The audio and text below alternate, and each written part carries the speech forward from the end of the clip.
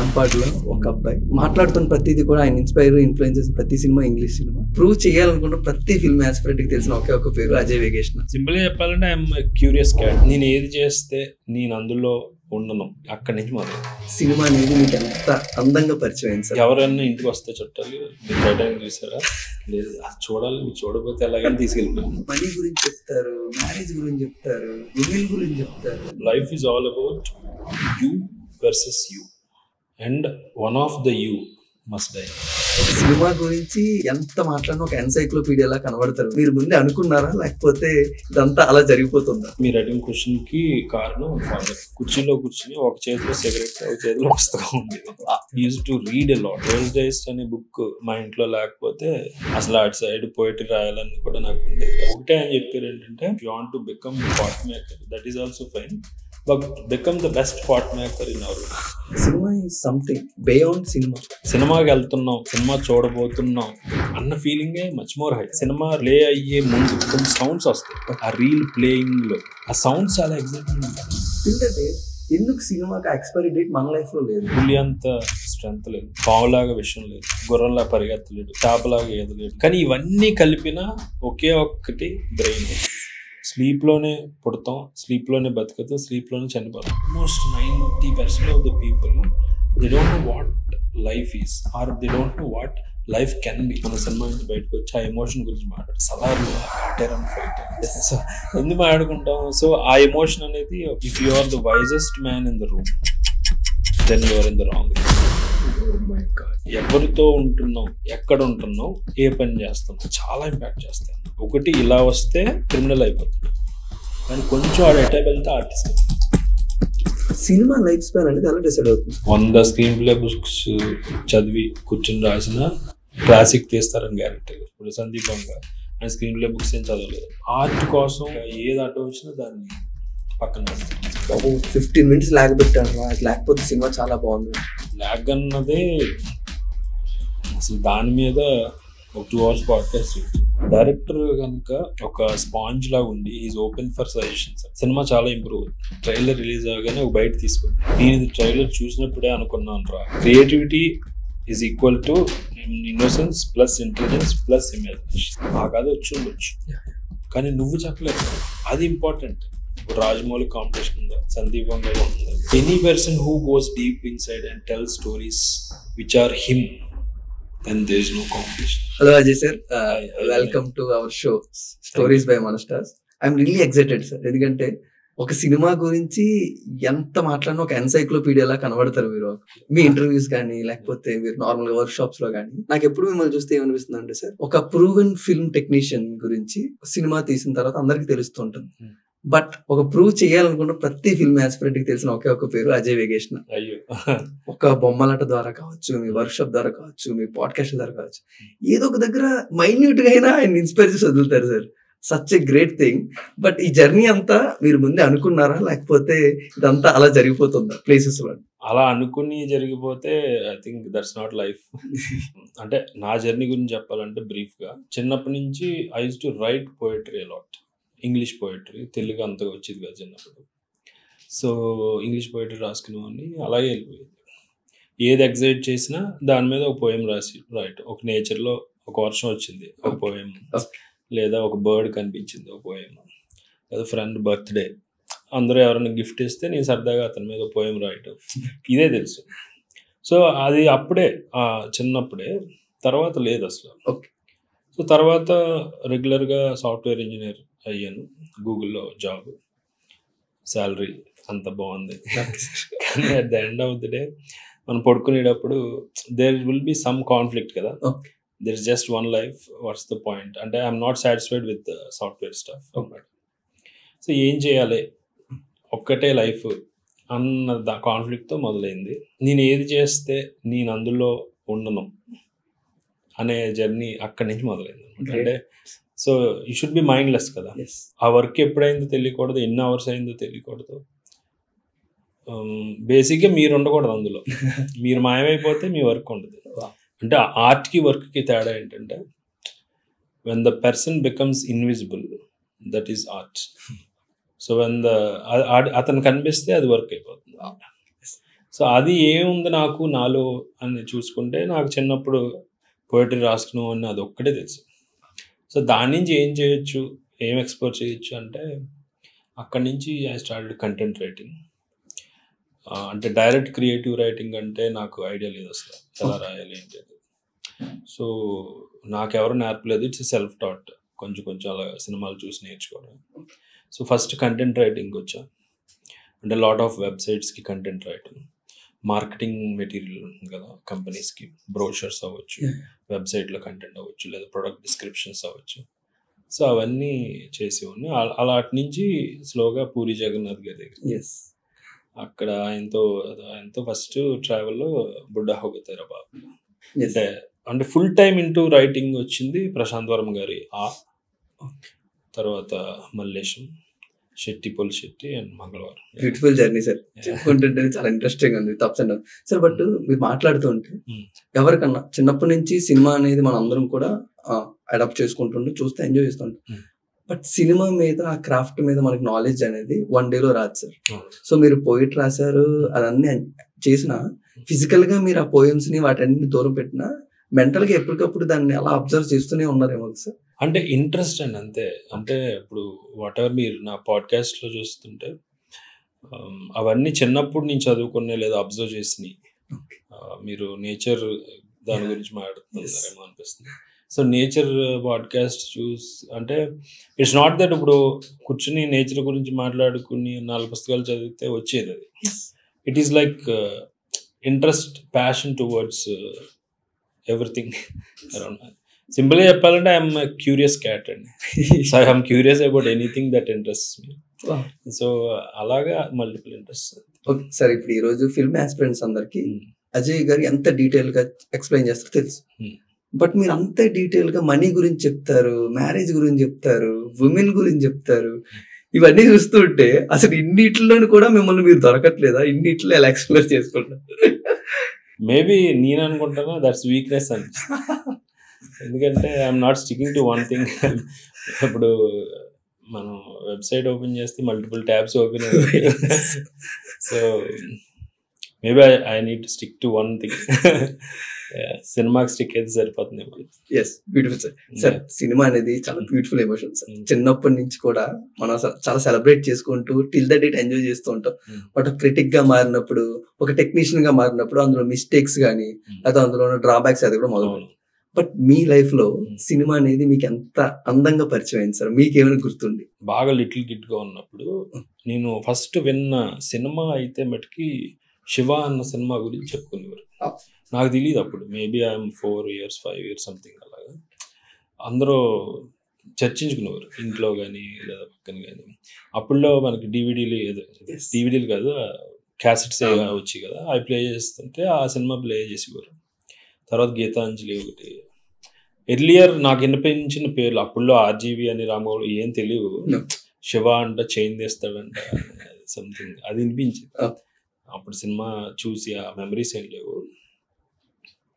First విజిబుల్గా నాకు memory గుర్తుంది అంటే మాది రైతు కుటుంబం.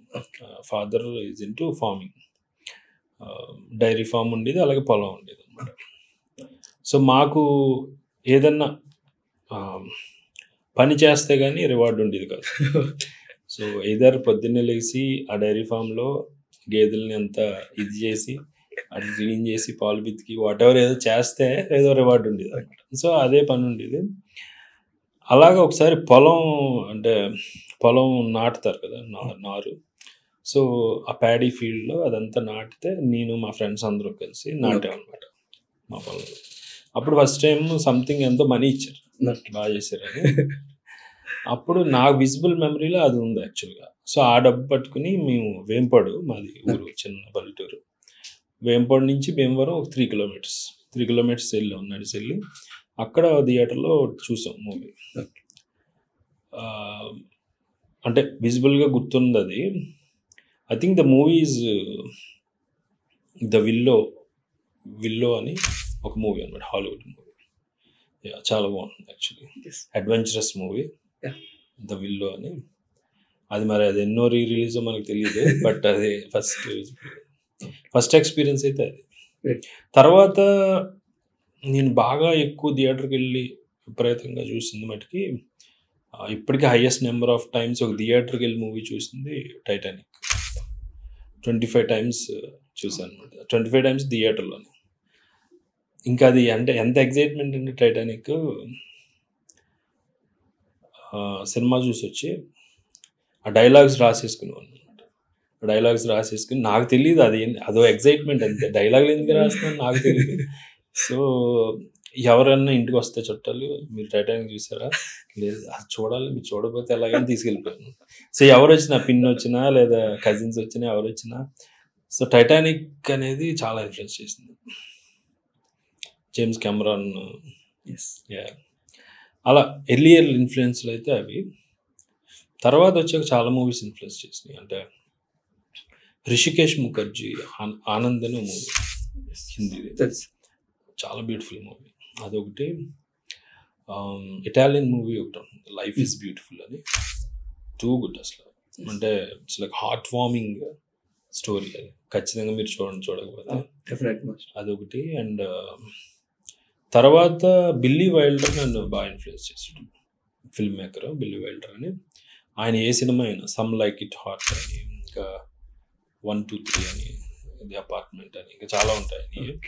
మ్యారిలిన్ మన్రోని ఒక స్టార్ని చేసింది ఆయన అనమాట ఒక విధంగా, బిల్లీ వైల్డర్. డెఫినెట్లీ అంటే ఎస్పెషలీ స్క్రీన్ రైటింగ్ ఇంట్రెస్ట్ ఉన్న వాళ్ళు ఎవరైనా ఖచ్చితంగా స్టడీ చేయాల్సిన మనిషి Billy Wilder. Too good writing అనమాట. అవి ఎర్లీ ఇన్ఫ్లుయెన్స్. సార్ ఇప్పటికి నాకు అర్థం కాంట్రాస్ట్ థింగ్ ఉంది సార్ జర్నీ మొత్తం. ఇప్పుడు ఈ రోజుల్లో విలేజెస్ లో కూడా English medium schools, modern schools ఇవి చూస్తున్నాం. బట్ ఒక వ్యాంపాడ్ లో ఒక అబ్బాయి పోయిటరీ మీద ఇంట్రెస్ట్ ఉంది, అది కూడా ఇంగ్లీష్ పోయిటరీ. మాట్లాడుతున్న ప్రతిదీ కూడా ఆయన ఇన్ఫ్లుయెన్స్ చేసిన ప్రతి cinema English cinema. How it is possible? మళ్ళీ ఒక రైతు కుటుంబం, మళ్ళీ రోజు ఆ ఫార్మింగ్ ఎంజాయ్ చేస్తూ మిగతా పనులు చేయాలి. ఇంత కాంట్రాస్ట్ థింగ్ ఎలా హ్యాపెన్ అయింది సార్? అంటే ఎడ్యుకేషన్ అంత ఇంపార్టెన్స్ ఫస్ట్ నుంచి ఉందా మీ లైఫ్? ఖచ్చితంగా మీరు అడిగిన క్వశ్చన్ కి కారణం ఫాదర్ అండి. సో ఫాదర్ ఈజ్ అంటే హీఈస్ వెరీ నాలెడ్జబుల్. అంటే ఆయన, నేను క్యూరియస్ క్యాట్ అయితే ఆయన క్యూరియస్ టైగర్ అన్నమాట. సో అంటే ఆయనకి ఎంత ఇంట్రెస్ట్ అంటే సైన్స్ అవ్వచ్చు, ఇది అవ్వచ్చు. ఇప్పుడు నైట్ స్కై పడుకుని నైట్ పల్లెటూరులో నైట్ స్కై చూస్తాం కదా, చూస్తే ఈ స్టార్స్ గురించి చెప్పేవారు మాకు. స్టార్స్ ఏంటి, ఎలా ఉంటాయి, క్లౌడ్స్ చూస్తే ఇవి కుములో నింబస్ క్లౌడ్స్ అంటారు, ఇట్లా ఎందుకు వస్తున్నాయి తెలుసా అది. సో ఆయనకి విపరీతమైన ఇంట్రెస్ట్ అనమాట. సో ఓకే ఇలా, ఓకే నింబస్ అంటారా, ఇలా అంటారా, ఇలా ఇప్పుడు వర్షం వస్తుందా రాదా, ఏంటి ఇది ఎందుకు వస్తుంది, లేదంటే. And he used to experiment a lot. అంటే ఇప్పుడు డైరీ ఫామ్ పెడితే అందరూ పెట్టినట్టు కాకుండా మనం కొత్తగా ఏం చేయొచ్చు. ఇప్పుడు గేదెలకి మిల్క్ ఎక్కువ ప్రొడక్షన్ రావాలంటే ఎవరో చెయ్యని చాలా ఎక్స్పెరిమెంట్స్ చేసేవారు అనమాట. He use to read a lot. అంటే నాకు తెలిసి ఆయన ఎప్పుడు చూసినా ఒకటే విజిబుల్ ఉండేది, కుర్చీలో కూర్చుని ఒక చేతిలో సిగరెట్, ఒక చేతిలో పుస్తకం ఉండేది. లక్కీగా నేను పుస్తకం చూసాను. సో ఆ విజిబుల్ అనమాట. సో అలాగే ఫార్మింగ్ చేసినా కూడా అంటే ఎవరు పెంచని ఒక రకమైన గ్రాస్ పెంచడం, రకరకాలు అలాగా. He's very experimental mind. Major influence ఆయన వల్ల. మరి ఆయన రీడర్స్ డైజెస్ట్ అనేది ఎందుకు చెప్పించారో నాకు చిన్నప్పుడు నాకు తెలియదు. సో ఎవ్రీ మంత్ అది వచ్చింది, అది మేజర్ ఇన్ఫ్లుయెన్స్ అండి. రీడర్స్ డైజెస్ట్ అనే బుక్ మా ఇంట్లో లేకపోతే అసలు అటు సైడ్ పోయిటరీ రాయాలని కూడా నాకు ఉండేది కాదేమో. రీడర్స్ డైజెస్ట్ ఒకటి. తర్వాత కొంచెం స్కూలింగ్ 8th 9th వచ్చినప్పటికీ ఆయన డబ్బులు అంతగా ఉండేవి కాదు. సంథింగ్ ఒకసారి అంటే బైక్ కొనుక్కోవాలి అన్న, అంటే ఎంతో పోగు చేసుకుని బైక్ కొనుక్కోవాలి అన్న పరిస్థితిలో ఉంటే ఇది కుటుంబానికి, ఆయన ఇన్స్టెడ్ ఆఫ్ దట్ అది మానేసి చాలా టైట్లో ఉన్న ఎన్సైక్లోపీడియా కొన్నారనమాట. 24,000 పెట్టి ఒక 24 books A to Z అన్నీ ఉంటాయి. సో వరల్డ్ బుక్ ఎన్సైక్లోపీడియా అని అది కొన్నారు. అందరూ తిట్టారు, అసలు అంత పెట్టి ఎవరినో కొంటారా అసలు, అది పరిస్థితి. సో అది నన్ను చాలా ఇన్ఫ్లుయెన్స్ చేసింది. ఒకటి అలాంటి డెసిషన్ ఆయన ఆ టైంలో తీసుకోవటం, 2 ఎప్పుడు ఆ బుక్స్ కనిపిస్తూ ఉంటాయి ఇంట్లో.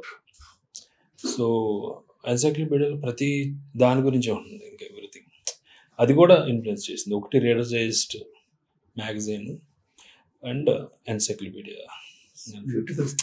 సో ఆ ఇన్ఫ్లుయెన్స్ ఉంది ఖచ్చితంగా అండి. ఎవ్రీథింగ్ అంటే వాట్ ఎవర్ ఐఎమ్ టెల్లింగ్ అంటే పాడ్కాస్ట్ చెప్తున్నాను అది అంటే I owe everything to my father. Sir parenting importance అనేది కొన్నిసార్లు చాలా బాగా అర్థం అవుతుంది సార్. అదే ఎన్సైక్లోపీడియా మార్కెటింగ్ ఏజెంట్లు పట్టుకొని మా ఇంటికి వచ్చినప్పుడు వీళ్ళు కావాలని అమ్ముతున్నారేమో, మనకు వద్దు అని మా ఫాదర్ ఇప్పటికప్పుడు అవాయిడ్ చేశారు. టుడే అంటే ఒక్కొక్కరు లైఫ్ లో పేరెంటింగ్ కానీ సరౌండింగ్స్ కానీ డిఫరెంట్ గా ఉంటుంది. ఎప్పుడు కూడా ఇది అవ్వు అనేది చెప్పలేదు, ఏది చెప్పలేదు. ఒకటే అని చెప్పారు ఏంటంటే, నువ్వు మన ఊర్లో నువ్వు కొండలు చేసుకున్నా పర్లేదు, if you want to become pot maker that is also fine, but become the best pot maker in our village. Great sir. అసలు అజయ్ గారి గురించి మాట్లాడడం కన్నా ఆయన గురించి మాట్లాడడం మాకు చాలా ఇంట్రెస్టింగ్ గా ఉంది. డెఫినెట్లీ ఇప్పటికీ హీఈస్ వే హెడ్ ఆఫ్ ఇదనమాట. అంటే నేను వెళ్తే నేనే సిగ్గుపడతా, ఆయన టెక్నాలజీ ఎంత తెలుసు, లేదంటే ఇది ఇప్పుడు వెళ్ళినా ఏదో చెప్తుంటారు. అప్పుడు భీమవరంలోనే ఉంటారు, ఇంకా అసలు ఏం చెప్తారంటే ఇప్పుడు ఒక్కొక్కసారి ఒక్కో ఇంట్రెస్ట్ ఉంటుంది అనమాట. ఇప్పుడు ప్రస్తుతం స్టాక్ మార్కెట్ మీద ఉన్నారు, విపరీతంగా స్టాక్ మార్కెట్లో. ఇది అంతకుముందు ఎప్పుడు వెళ్ళినా ఒక కొత్త థింగ్, ఒక ఇన్సైట్ తో వస్తా. ఇప్పటికి భీమవరం వెళ్తే ఒక 10 ఇన్సైట్స్ ఎన్నో. I'll be not the same person again అనమాట. అంత curiosity. Sir back to cinema. మనం చిన్నప్పుడు సార్ ఆ సినిమాలో పాటలు చూసి ఎంజాయ్ చేసేవాళ్ళం, ఆ సినిమాలో కొన్ని సీన్స్ చూసి అవి కొంచెం సెలబ్రేట్ చేసుకున్నాం. But cinema is something beyond cinema అని మీకు ఎప్పుడు అనిపించింది సార్ మీ లైఫ్ లో? చైల్డ్హుడ్ డేస్ మొత్తం సినిమా అంటే ఇది కాదు, ఏదో చెప్పాలి అనుకుంటుంది నాకు సినిమా, లేదా సినిమా నుంచి నేను ఏదో నేర్చుకోగలుగుతున్నాను, సంథింగ్ మ్యాజిక్ ఉంది ఇందులో అన్నట్టు. అలాంటి సిచ్యువేషన్ ఏదైనా సార్ మీ లైఫ్? ఫార్మాటివ్ పీరియడ్ లో ఎదుగుతున్నప్పుడు మనకు అవి ఏమి తెలియవు. ఓన్లీ థింగ్ మనకు తెలిసేది ఏంటంటే only the excitement of cinema. మీకు ఎప్పుడైనా ప్రపంచంలో ఏ వ్యక్తికైనా ఒక ఎక్సైట్మెంట్ ఎప్పుడు ఉంటుందంటే when it is about to happen rather than the actual thing. ఇప్పుడు మీరు సంక్రాంతి ఊరు వెళ్తున్నారు, సో ఊరు వెళ్ళటం, రేపు వెళ్తున్నా ట్రైన్ ఎక్కుతా అండ్ ఆ ఎక్సైట్మెంట్, ట్రైన్ ఎక్కి దాకా ఒక మూమెంట్ ఉంటుంది సార్, అదే ఎక్సైట్మెంట్. సో సినిమా ఏం ఇన్ఫ్లుయెన్స్ చేసిన దానికన్నా సినిమాకి వెళ్తున్నాం, సినిమా చూడబోతున్నాం అన్న ఫీలింగే మచ్ మోర్ హై. సో వెళ్ళి అంతకుముందు రీల్స్ కాబట్టి ఒక సౌండ్ వచ్చేదండి మీకు. అంటే సినిమా ప్లే అయ్యే ముందు ఫ్యూ సెకండ్స్ ముందు కొన్ని సౌండ్స్ వస్తాయి ఆ రీల్ ప్లేయింగ్ లో. ఆ సౌండ్స్ చాలా ఎక్సైట్మెంట్ ఇచ్చింది. చిరంజీవి అంటే బాగా ఇష్టం చాలా అసలు. అదొకటి maybe he's also one of the reasons influenced by him. Definitely ఆయన ఏదో ఎక్సైట్మెంట్ ఉంటుంది చిరంజీవి అంటే. సార్ బట్ అమ్మ అన్నం తినిపించినప్పటి నుంచి ఒక చందమామ కథ మొదలు పెడుతుంది, అన్నం తిన్నాడు. అలా టిల్ ద డేట్ బుక్స్ చదువుతాం, స్టోరీస్ చదువుతాం, విక్రమ్ బేతాల్ కథలు చదువుతాం. ఇవన్నీ కూడా part and parcel of the game of our journey. But constant గా ఎప్పుడు మనం ఎగ్జైట్ చేసేది, మనం సెలబ్రేట్ చేసి అలా చేసేది సినిమా ఒకటే సార్. టిల్ ద డేట్ ఎందుకు సినిమాకి ఎక్స్పైరీ డేట్ మన లైఫ్ లో లేదు? ఎందుకు ఆర్ట్ ఫామ్ అంత స్పెషల్ మిగతా అన్ని ఫామ్లతో పోల్చుకుంటే? చాలా మంచి క్వశ్చన్ అండి. ఫస్ట్ థింగ్, దీన్ని వేరియస్ డైమెన్షన్స్ లో చూద్దాం అసలు. ఫస్ట్ సినిమా ఎగ్జైటింగ్ అవ్వటానికి కారణం ఒకటి నేను అనుకునేది, it is a combination of so many arts. Okay, మనకు ఫైన్ ఆర్ట్స్ ఉన్నాయి, పెర్ఫార్మింగ్ ఆర్ట్స్ ఉన్నాయి, విజువల్ ఆర్ట్స్ ఉన్నాయి. ఈ మూడు కలిసిన ఆర్ట్ ఫామ్ సినిమా. సో ఇందులో లిటరేచర్ ఉంది, ఓకే, కథ, లిటరేచర్, లిరిక్స్ ఉన్నాయి, పోయిట్రీ ఉంది. లిరిక్స్ అంటే పోయిట్రీ, డ్యాన్స్ ఉంది, కాస్ట్యూమ్స్ ఉన్నాయి, లొకేషన్స్ ఉన్నాయి, అండ్ అన్నిటికన్నా మించి కోరు ఎమోషన్స్. ఏదైనా మీరు అబ్జర్వ్ చేయండి, ప్రపంచంలో మల్టిపుల్ థింగ్స్ని ఒకే చోట ఎమాల్గమేట్ చేసి ఉంటే ఖచ్చితంగా దానికి లాంజివిటీ ఉంది. మనమే తీసుకోండి human beings. First history evolution wise తీసుకుంటే ఒక యానిమల్ డామినెంట్గా ఉండేది. ఓకే, ఇప్పుడు డైనోసార్స్ ఇది వరకు దానికి విపరీతమైన హ్యూజ్ బాడీ, ఆబ్వియస్గా దానివల్ల ఇంకో యానిమల్ రాలేదు కాబట్టి అది చాలా ఏళ్ళు అది ఏలిస్తుంది. అవి ఉన్నప్పుడు యూజువల్గా ఎలకల్ లాంటివి రాడెంట్స్ చాలా లోపల ఎక్కడో ఉండి ఇది వస్తే అన్నట్టు. ఎప్పుడైతే అవి అంతరించిపోయినాయో స్లోగా ఆ రాడెంట్స్ అవి ఆ జాతి కొంచెం డామినెంట్ అయింది. తర్వాత ఇంకో జాతి, కానీ ఇప్పుడు డామినెంట్గా ఉన్న జాతి హ్యూమన్సే కదా. మీరు హ్యూమన్స్లో ఉండే వాటిలో లేనిది మీరు అబ్జర్వ్ చేస్తే, ఇప్పుడు ఒక మనిషికి పులి అంత స్ట్రెంగ్త్ లేదు కొట్టేది, పావులాగా విషయం లేదు, పోనీ ఇంకోటి గుర్రంలా పరిగెత్తలేడు, ఓకే, అలాగే చేపలాగా ఈదలేడు, ఇవన్నీ ఉన్నాయి. కానీ ఇవన్నీ కలిపిన ఒకే ఒక్కటి బ్రెయిన్. సో ఇన్ని కాంబినేషన్స్ ఏది లేకపోయినా నేను సృష్టించుకోగలను అనే శక్తి మైండ్కి ఉంది కదా. సో నేను పరిగెత్తలేను కానీ నేను కారుని కనిపెడతా, అది వెళ్తుంది. నేను ఈదలేను కానీ నేను సబ్మెరైన్ కనిపెడతా, అది వెళ్తుంది. లేదా నేను ఎగరలేను కానీ నేను ఏరోప్లేన్ కనిపెడతా. సో ఏది లేకపోయినా అన్నీ ఇచ్చే బుర్ర అనేది ఉంది. మీరు అబ్జర్వ్ చేస్తే mind can create anything, okay. అందుకు మనం సక్సెస్ అయ్యాం, ఓకే. సేమ్ ఇది ఇప్పుడు ఇలాంటిది ఒకటి ప్రస్తుతం ఒకటి ఉంది మనకి, మొబైల్ ఫోన్ ఎందుకు సక్సెస్ఫుల్ అయింది? మొబైల్ ఫోన్ చాలా వాటిని రిప్లేస్ చేసి, ఫోటో కెమెరా ఉంది, రేడియో ఉంది, ఓకే, టీవీ, యూట్యూబ్ ఉంది, ఇంకేది లేదు చెప్పండి. ఇంకా అన్నీ వచ్చేస్తున్నాయి కదా అందులో, ఏఐ వచ్చేస్తుంది ఇప్పుడు స్లోగా. So any element in the history of the world, దానిలో ఏదైతే ఎక్కువ వేరే థింగ్స్ని ఇమిడ్చుకోగలదో, ఇమ్మర్స్ చేసుకోగలదో వాటికి మనుగడ ఎక్కువ ఉంది. సో అప్పుడులో మన హ్యూమన్ బీయింగ్స్ మనం ఎలా వాళ్ళయో, తర్వాత ఇప్పుడు మొబైల్ డివైస్ అనేది ఎందుకు అంత అయిందో, సేమ్ అలాగే ఆర్ట్లో పరాకాష్ఠకి చేరింది మటుకి సినిమా. సో వేరే ఆర్ట్ ఫామ్లన్నీ కలిపి ఒక చోట పెట్టాం.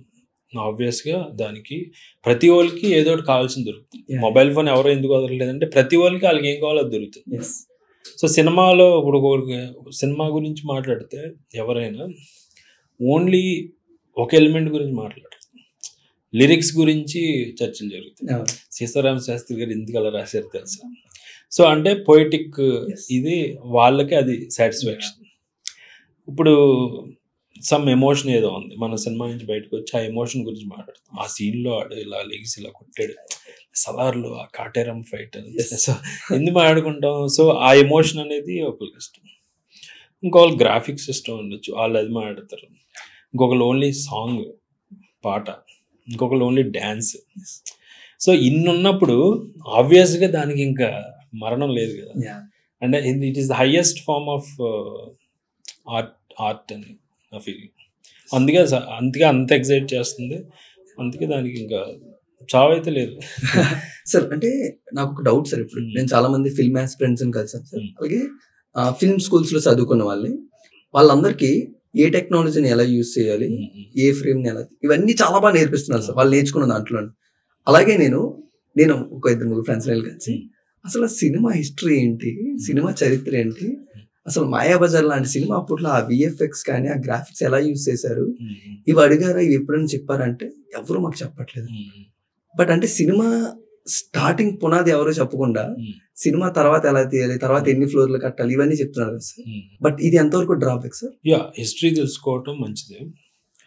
యూజువల్గా ద మోస్ట్ అంటే వాల్యుబుల్ ఇన్స్టిట్యూట్స్ ఉంటాయి కదా చెన్నైలో, అడియార్ ఇన్స్టిట్యూట్ అని ఇంకా చాలా ఉన్నాయి. వాటిల్లో యాక్చువల్గా హిస్టరీ చెప్తారు. ఈవెన్ మీరు వేరే పెద్దాటిల్లో యూనివర్సిటీస్, పూణే ఫిల్మ్ ఇన్స్టిట్యూట్, ఇవన్నీ లెగసీ ఇన్స్టిట్యూట్స్ ఉన్నాయి. వాటిల్లో ఖచ్చితంగా ఫిల్మ్ హిస్టరీ ఉండాలండి యాక్చువల్గా. అంటే ఏంటంటే అన్నిటికన్నా ముఖ్యంగా క్రాఫ్ట్ పక్కన పెట్టండి, మీకు గౌరవం పెరుగుతుంది ఒక దీని పట్ల. మన హిస్టరీ ఎందుకు తెలుసుకోవాలి అంటే దెన్ అంటే మీకు ఎప్పుడైతే రెస్పెక్ట్ పెరిగిందో మీరు వెళ్ళబోయే ఫీల్డ్కి, ఆబ్వియస్గా మీరు తెలియకుండా ఒక మంచి సినిమా తీయాలి, ఇంత లెగసీ ఉంది, వీళ్ళు ఇంత చేశారు అనేది ఒక ఉండాలి ఖచ్చితంగా. సార్ బట్ మీ సజెషన్స్ లో ఏమైనా బుక్స్ ఉన్నాయా సార్ ఫిల్మ్ హిస్టరీ గురించి తెలుసుకోవడానికి రెగ్యులర్ ఆడియన్స్ కూడా? నాకైతే రీసెంట్ గా రెంటల్ జయదేవ్ గారు రాసింది ఒకటి, అదొక్కటి నాకు కనబడింది, చాలా మంది చెప్పారు, అదొక్కటి నాకు కనబడింది సార్. దాని అది కూడా తెలుగులో ఉండే ఇంకా మనకు అది హానరబుల్ లేదు అసలు. ఐ థింక్ రీసెంట్ గా అయితే ఆయన గ్రేటెస్ట్ వర్క్ అని చెప్పాలి, ఆయన 25 years ఆఫ్ హార్డ్ వర్క్ ఎలా డెడికేట్ చేశారు, గ్రేట్. అలాంటి వాళ్ళు ఉండాలి అసలు. సార్ మెయిన్ ఇలాగే చిన్నప్పుడు నేను చాలా సినిమాలు చూసి ఎంజాయ్ చేసి అయిపోయేది. అలా కొంచెం ఏజ్ పెరిగిన తర్వాత సినిమాని ఎంజాయ్ చేయడం తగ్గించి ఈ సినిమాలో ఇది బాగాలేదు, ఆ సినిమాలో అది బాగాలేదు అంటే మెల్లమెల్లగా నాలో ఉన్న సినిమా లవర్ మెచ్యూర్ అవుతున్నాడా లేకపోతే ఇమ్మెచ్యూర్ అయిపోతున్నాడా, లేకపోతే నేను మిస్టేక్లు వెతకడం మొదలు పెడుతున్నానా, లేకపోతే నా choice of selection of cinemas మారిపోయింది ఏంటి సార్ ఇన్ని డౌట్స్. ఒక టీనేజర్ గా టర్న్ అయిన తర్వాత లాట్స్ ఆఫ్ మనకి యాంగిల్స్ అనేవి ఓపెన్ అవుతుంటాయి సినిమా. చిన్నప్పుడు ఉన్న దానికన్నా టీనేజర్. ఇప్పుడు మీరు ప్రొడక్ట్ డబ్బులు పెట్టి కొనుక్కున్నప్పుడు, మీరు చూస్తున్నప్పుడు మీకు నచ్చినప్పుడు అసహనం వ్యక్తం చేయడం తప్పేం కాదు, దట్ ఈస్ వెరీ న్యాచురల్. కానీ అంటే మీకు మెచ్యూరిటీ పెరిగేది ఏమర్థం అవుతుందంటే, ఓకే ఒక ఆర్టిస్ట్ ఏదో ప్రయత్నం చేశాడు, ఒక ఫిల్మ్ మేకర్ ఏదో ట్రై చేశాడు, కానీ పాపం ఫెయిల్ అయ్యాడు అని వదిలేసే మనస్తత్వం అలవాటు అవుతుంది మీకు. ఎందుకంటే సినిమా వెనకాల చాలా ప్రాసెస్ ఉంటుందండి, అది చాలా మందికి తెలియదు అసలు how it is made or ఒక థాట్ అనేది. సో ఒకళ్ళు అది నచ్చలేదు అంటే అప్పుడు it is just like telling a joke. ఒక జోక్ చెప్తాం ఫ్రెండ్స్కి, ఒకసారి పేలుతుంది బాగా నవ్వుతారు, ఒకసారి పేలదు. సో పేలినప్పుడు వాడిని అంత విమర్శించక్కర్లేదు. ఒక artist is not a criminal. నేను రీసెంట్గా కూడా చాలా చూస్తున్నాను, ఒక సినిమా ఫెయిల్ అయితే ఒక హీరో అవ్వచ్చు లేదా ఒక డైరెక్టర్ అవ్వచ్చు, వాళ్ళు ఏమి క్రిమినల్స్ కాదు, ఏదో అసలు ఇంకా అటాక్ చేసి గన్స్ తీయండి అన్నట్టు ఇలా చేసాడు, హీరో ఇన్వాల్వ్ అయ్యాడు ఎక్కువ అని ఒకళ్ళు అంటున్నారు ఈ మధ్యన ఒక దాంట్లో. మరి అదే హీరో ఇన్వాల్వ్ అవటం వల్లే అంతకుముందు ప్రీవియస్ హిట్స్ అతను పొందాడు. సో అదే ప్రాసెస్లో ఉన్నాడు, ఒకటి మిస్ఫేర్ అయ్యి ఉండొచ్చు.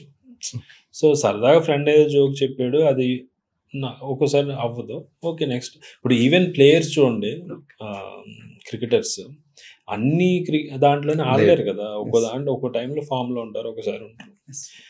సో దాన్ని అలా తీసుకోవడం మంచిది, దాన్ ప్రతిసారి అంత. సార్ ఇప్పుడు నేను ఒక మూవీ లవర్గా చిన్న సినిమాలు చాలా చూసాను, పెద్ద సినిమాలు బడ్జెట్ వైజ్ కానీ యాక్టర్స్ వైజ్ కానీ. కొన్నిసార్లు నేను సినిమా థియేటర్లోకి చాలా డిఫరెంట్ మూడ్ స్వింగ్స్తో వెళ్ళి హ్యాపీ అయిన మూమెంట్లు ఉన్నాయి సార్ బయటకు వచ్చి. కొన్నిసార్లు చాలా హ్యాపీగా ఎక్సైటెడ్గా వెళ్ళి డిసప్పాయింటెడ్ సినిమాలు. అండ్ అలాగే బాహుబలి, పుష్ప ఈ 2 ఎగ్జాంపుల్స్ తీసుకుంటారు సార్. బాహుబలి చూసి వచ్చిన తర్వాత ఫస్ట్ డే అంతా మిక్స్డ్ టాక్ వచ్చింది, సినిమా నాకు బాగా నచ్చింది, చాలా మంది ఏమో నచ్చలేదు అంటున్నారు.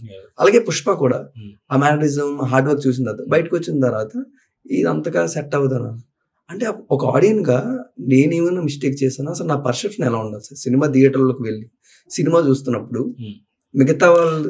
మీరు ఫస్ట్ వెళ్ళి చూసారు కదా, మీకు ఏదైతే ఫీలింగ్ కలిగిందో అది మీ ఫీలింగ్, దానికి పబ్లిక్ జడ్జ్మెంట్కి మీరు కంపేర్ చేసుకో అక్కర్లేదు. ఓకే, ఇది ఎలా ఉందంటే తర్వాత మీరు చూసేయగలిగితే దాంట్లో పాజిటివ్స్ కనిపించి దాంట్లో మళ్ళీ మీరు లవ్లో పడవచ్చు. Every film is like a person అండి. మీరు కొంతమంది పర్సన్స్ కలవగానే ఫస్ట్ టైమే చాలా ఎక్సైట్మెంట్ ఫీల్ అయ్యి ఇది ఫ్రెండ్షిప్ అవుతుంది. కొంతమంది ఫస్ట్ నచ్చరు, తిట్టుకుండా ఉండవచ్చు, ఇలా బిహేవ్ చేస్తాడు అనుకోవచ్చు, కానీ తర్వాత అతనే బెస్ట్ ఫ్రెండ్ అయిపోయింది. ఇప్పుడు అతడు లాంటి సినిమాలు టీవీలో కల్ట్ క్లాసిక్స్ అయిపోయింది, అలా చాలా సినిమాలు ఉన్నాయి కదా. సో అప్పుడు ఎందుకు ఇది అవ్వలేదు అంటే, ఇప్పుడు ఈవెన్ కలేజా ఉన్నప్పుడు అంత ఇదైంది, తర్వాత అయింది. So each film is like a person. So ఆడియన్స్కి వాళ్ళకి ఒక కనెక్షన్, కొన్ని అలా అవుతాయి, కొన్ని. బట్ ఆడియన్స్ గా కూర్చున్నప్పుడు కూడా మనం ఏం పర్సెప్షన్ ఉండకూడదు సార్. ఐ థింక్ ఎప్పుడు కూడా న్యూట్రల్ పాయింట్ ఆఫ్ వ్యూలో థియేటర్కి వెళ్తే బెస్ట్. ఓవర్ ఎక్స్పెక్టేషన్స్ కానీ ఇది కానీ అవి లేకుండా ఊరికే ఒకటి చూద్దాం అని వెళ్తే మీకు high chance of getting out very positive. Expectations వల్లే కదా అంతా. అండ్ ఫ్యాన్స్ అయితే ఇంకా ఎక్కువ ఎక్స్పెక్టేషన్స్ ఉంటాయి ఆబ్వియస్గా. బట్ మీకు ఇన్ని ఇయర్స్ ఎక్స్పీరియన్స్ లోని can you explain sir die hard fan versus cinema fan? ఎలా డిఫరెన్షియేట్ ఎలా డిఫరెన్షియేట్ చేస్తారు, అలా డిఫైన్ చేస్తారు సార్ వాళ్ళిద్దరు. సినిమా వాడేమో ఒక సీన్ చూసి ఎంజాయ్ చేస్తాడు, అదే సీన్ లో మా హీరో ఎంత ఎలివేట్ అయ్యాడు డై హార్డ్ ఫ్యాన్ ఎంజాయ్ చేస్తాడు. ఏ డై హార్డ్ ఫ్యాన్ సినిమాని కాపాడలేడు. యాక్చువల్గా సినిమాని కాపాడేది జనరల్ ఆడియన్స్. జనరల్ ఆడియన్స్ వచ్చినప్పుడే అది ఇది అవుతుంది. సో ఎలాగో ఉంటారు వీళ్ళు ఫస్ట్ మొమెంటం చేయటానికి. సో ఐ థింక్ యాక్చువల్గా డై హార్డ్ ఫ్యాన్ కన్నా జనరల్ ఆడియన్స్ ఎక్కువ ఎంజాయ్ చేస్తారని నా ఫీలింగ్. గ్రేట్. నిజంగా, ఎందుకంటే వీళ్ళకి ఎక్స్పెక్టేషన్ ఉండవు కదా. ఎప్పుడైనా పర్సన్ మీద ఎక్స్పెక్టేషన్ లేనప్పుడే కదా ఆ ఫ్రెండ్షిప్ అది ఎక్కువగా. మీరు ఎక్స్పెక్ట్ చేస్తున్నారంటే అసలు అది ఫ్రెండ్షిప్పే కాదు.